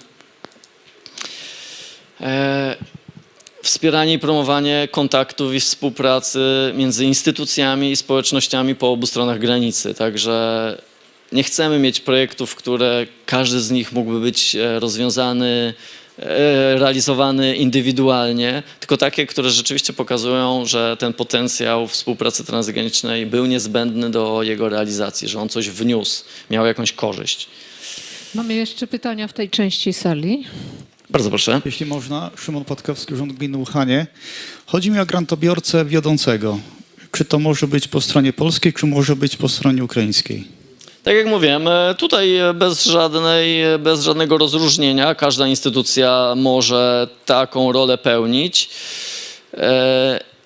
Co tutaj jest istotne, to na co warto zwrócić uwagę, decydując o tym, no to doświadczenie, potencjał, no tak jak mówiłem, rola partnera wiodącego jest rolą bardziej odpowiedzialną. On odpowiada za przepływy finansowe między innymi, za to, żeby spinać cały ten projekt. Naturalnie zabezpiecza się poprzez umowę partnerską, szereg tutaj zabezpieczeń na poziomie programu też funkcjonuje i umowy między państwami, umowy z Komisją Europejską, które mają zabezpieczać finansowo w przypadku jakichś problemów związanych z, nie wiem, z środkami, które zostały niewłaściwie wykorzystane przez instytucje docelowe. Natomiast no nie ma zdecydowanie ograniczenia, jeśli chodzi o to, czy żadnych wskazówek o to, z jakiego kraju ten partner wiodący ma pochodzić. Tutaj doświadczenie, na to bym wskazywał, doświadczenie już w realizacji takich projektów, czy w ogóle jakichś projektów będzie ważne. Potencjał, jeśli chodzi o ludzi po prostu, którzy będą w stanie ten projekt codziennie realizować, kontaktować się z sekretariatem, odpowiadać za raportowanie. No tutaj to raportowanie teraz zostało już tak maksymalnie podzielone, żeby partner, zarówno ten wiodący, jak i partner w projekcie, każdy z partnerów sam dostarczał informacje do systemu elektronicznego, bo raportowanie jest robione poprzez system elektroniczny, tak żeby partner wiodący był tutaj możliwie najmniej obciążony, natomiast wciąż jego rola, jego obowiązki są większe niż każdego z partnerów w projekcie. Także tutaj raczej tym się trzeba kierować, wybierając, kto tę rolę ma pełnić, a nie pochodzeniem. Bardzo proszę. Tutaj pan z przodu. Mateusz, masz mikrofon? Przepraszam. Dzień dobry wszystkim. Jurij Soniuta, Fundacja Siła Jedności. Mam takie konkretne pytanie, jeśli chodzi o te granty pozakonkursowe, dokładnie dostępność. Gdzie ja otrzymam informację na temat tego, kiedy jest start? Bo sprawdzałem na stronie internetowej, niczego nie znalazłem. Czy są jakieś terminy konkretne? Czy są jakieś konkretne terminy, kiedy można składać? Tak, zrozumiałem. No wie pan, z racji tego, że są to właśnie projekty pozakonkursowe, to tutaj my nie ogłaszamy tego na stronie, ale jeśli państwo są zainteresowani, to tak dwa słowa. To jest priorytet, który wskoczył nam, kolokwialnie mówiąc, w te wakacje do programu. Jest to dodatkowy priorytet, którego wcześniej nie było w programie. On jest finansowany z dodatkowej alokacji, która trafiła do naszego programu, z alokacji podobnych programów jak nasz, w których brała udział Federacja Rosyjska. No, te programy nie są realizowane, także ta część po stronie białoruskiej w naszym programie nie jest realizowana, więc trochę dodatkowych środków było do podziału. Ten priorytet dostępność jest finansowany właśnie z tych środków. I on ma dotyczyć głównie korytarzy solidarnościowych. To jest ta inicjatywa Komisji Europejskiej we współpracy z Ukrainą, która ma udrożnić kanały transportowe między Ukrainą a Unią Europejską. Więc tutaj poszczególne regiony po polskiej stronie, urzędy marszałkowskie za to odpowiadały, przedstawiły fragmenty tych korytarzy, które ich zdaniem są ważne do realizacji i czekamy na propozycję strony ukraińskiej. Ich odcinki dróg, czy także kolej, no bo tutaj kolej też bierze udział w tych korytarzach solidarnościowych i na podstawie tego będziemy tworzyć takie wspólne, duże projekty, które mają właśnie przyczyniać się do poprawy infrastruktury tych korytarzy.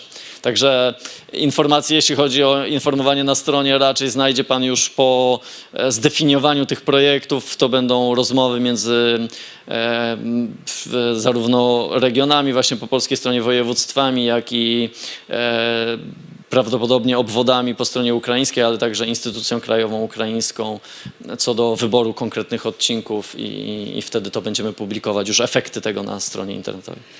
2 ostatnie pytania, a ja od razu powiem, że po zakończeniu giełdy czeka na Państwa obiad specjalnie dla uczestników giełdy, gdzie będzie jeszcze można między sobą być może wymienić doświadczenia, może już znaleźć partnerów, może jeszcze o coś Stanisława między zupą a drugim daniem zapytać. Także bardzo zapraszam, jasne. Przy kawce najlepiej i deserze. Zapraszam do zadawania kolejnych pytań. Dzień dobry, Marek Skrypko, Muzeum Podlaskie w Białymstoku. Dzień dobry. Mamy pomysł jakiś taki wstępny na projekt z tego komponentu turystyka. I pytanie jest takie, ponieważ tam jakby była informacja o tym, że i kultura, i ekoturystyka, akurat moglibyśmy to połączyć. I teraz jest pytanie takie, czy gdybyśmy się skupili na tej ekoturystyce, to nasz partner, czy oczekujecie Państwo tego, że nasz partner też musiałby być jakby jednorodny w tym pomyśle, czy wystarczyłoby, że po prostu działałby gdzieś tam w obrębie kultury? To jest jakby taka pierwsza rzecz. Pytanie do Pana. A do Państwa taka informacja, że widzimy tutaj jakiś potencjał tego, żeby organizacja jakaś młodzieżowa w tej dziedzinie, która by chciała z nami być partnerem, też mogłaby się znaleźć, więc na tym obiedzie można do nas podejść, jeżeli ktoś chciałby współpracy z nami. Dziękuję. Dziękuję. Tak, ja zachęcam, bo jak Państwo widzieli, tutaj sytuacja tego programu, jego obszaru jest taka trochę, no może nie sytuacja, ale kształt dosyć taki nietypowy i może budzić pewne wątpliwości. No, on wynika z tego, że odpadła nam Białoruś z programu i no, jest tutaj trudna sytuacja instytucji z województwa podlaskiego. Między innymi dlatego gorąco się przychylam do zaproszenia właśnie do tego wspólnego przygotowywania projektów przez Muzeum z Białegostoku. Do wchodzenia, to zachęta do instytucji ukraińskich, do wchodzenia w partnerstwa właśnie z instytucjami z województwa podlaskiego, które dotychczas budowały głównie te projekty no, z najbliższymi sąsiadami z drugiej strony granicy, czyli ze stroną białoruską. Co do Pana pytania, no to jest takie pytanie dosyć szczegółowe i z jednej strony szczegółowe pytanie, z drugiej strony zdecydowanie brak informacji, żebym ja mógł konkretnie na nie odpowiedzieć. Więc będę mógł odpowiedzieć też w sposób dosyć ogólny, który zakłada szereg różnych rozwiązań. Generalnie musi Pan mieć jakiś wspólny mianownik w projekcie, no i to temu ma służyć projekt, że Pan wykaże, że jest jego cel, są jakieś cele szczegółowe i to ma być spójne. Czy te działania po obu stronach granicy będą się różniły, bo inne będą nieco wyzwania, ale wciąż mające odniesienie do tego wspólnego celu, to jest już Państwa wyobraźnia i Państwa twórczość. No ma się to spinać wszystko w całość i przyczyniać się do wskaźników, które muszą Państwo zrealizować w tym priorytecie. Na szkoleniach przed naborem będziemy Państwu zwracać uwagę taką naprawdę dokładną na wskaźniki, które w każdym priorytecie, w każdym celu są Państwo zobowiązani do ich realizacji. by już na początku tak przygotowywać ten projekt, by rzeczywiście on miał przekonujący wpływ na te wskaźniki, które Państwo muszą, bo jest część wskaźników, które Państwo po prostu muszą zrealizować w swoim projekcie. Jest ich niewiele, no ale jest tam lista, z których Państwo muszą wybrać jeden produkt, jeden rezultat. Więc tutaj też te działania, jak już Państwo wybiorą dany wskaźnik, muszą być spójne, żeby realizować ten wskaźnik. I tu no, wszystko to, co mówiłem wcześniej o tym wspólnym problemie, wspólnym rozwiązywaniu, wspólnym jakimś mianowniku, to musi być zachowane. Więc w zależności od tego, co to będzie, to czy Państwo to połączą. Dla przykładu mieliśmy też w województwie podlaskim realizowany projekt dotyczący dziedzictwa Tyzenhausa.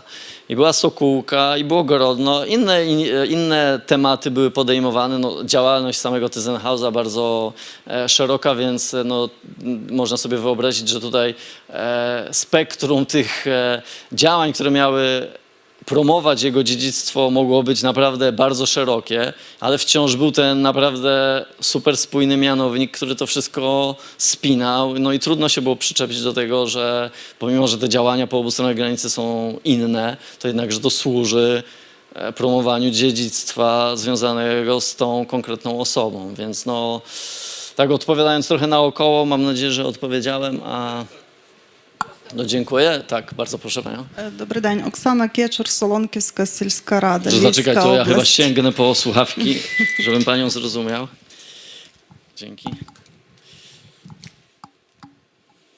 В мене коротеньке питання, чи є якийсь обов'язковий внесок і яка в відсотках для великих проєктів? Тому що минулого року не було визначено ще скільки відсотків обов'язкового внеску. Дякую.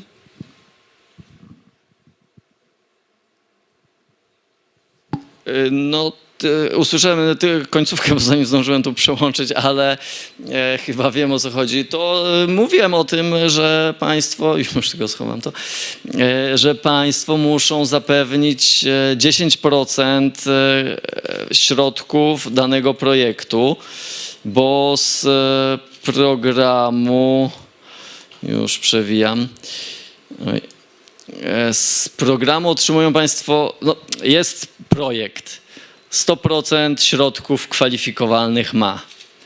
To jest jego budżet. Wszystkie środki muszą być środkami kwalifikowalnymi, to znaczy, że spełniać pewne zasady. Są środki, które program uznaje za niekwalifikowalne. Pewne zakupy, pewne wydatki. Więc tego w ogóle nie bierzemy pod uwagę. Takich środków, takich wydatków nie akceptujemy. Lista tych środków niekwalifikowalnych jest zawsze w podręczniku programu. Więc mamy projekt, który składa się ze 100% wydatków kwalifikowalnych. Na to otrzymują Państwo 90% dofinansowania i 10% muszą Państwo zapewnić sami. Składają Państwo taką deklarację, jako lider projektu składa deklarację o zapewnieniu 10% dofinansowania do realizacji projektu. I to jest taki wymóg, którego bezwzględnie należy dopilnować. Bardzo serdecznie Państwu dziękujemy. Nasz czas już minął, ale tak jak mówiłam, możemy kontynuować przy smacznym obiedzie, przy kawie. Deser też na Państwa czeka.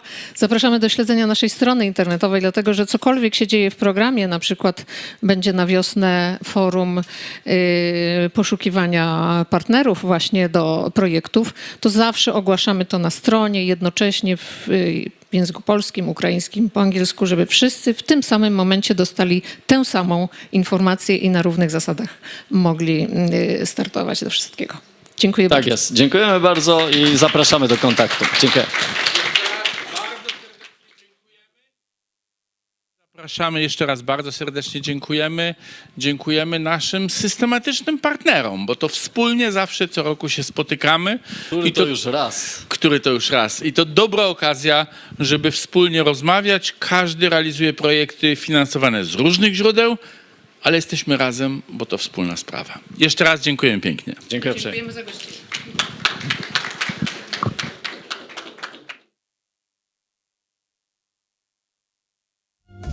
Zewnętrzna granica Unii Europejskiej to ciągłe wyzwania. Jako program współpracy transgranicznej Polska-Białoruś-Ukraina wychodzimy im naprzeciw i z funduszy unijnych wspieramy rozwój pogranicza od prawie 20 lat. Wspólnie budujemy i ulepszamy drogi, przejścia graniczne, oczyszczalnie, wodociągi i szpitale.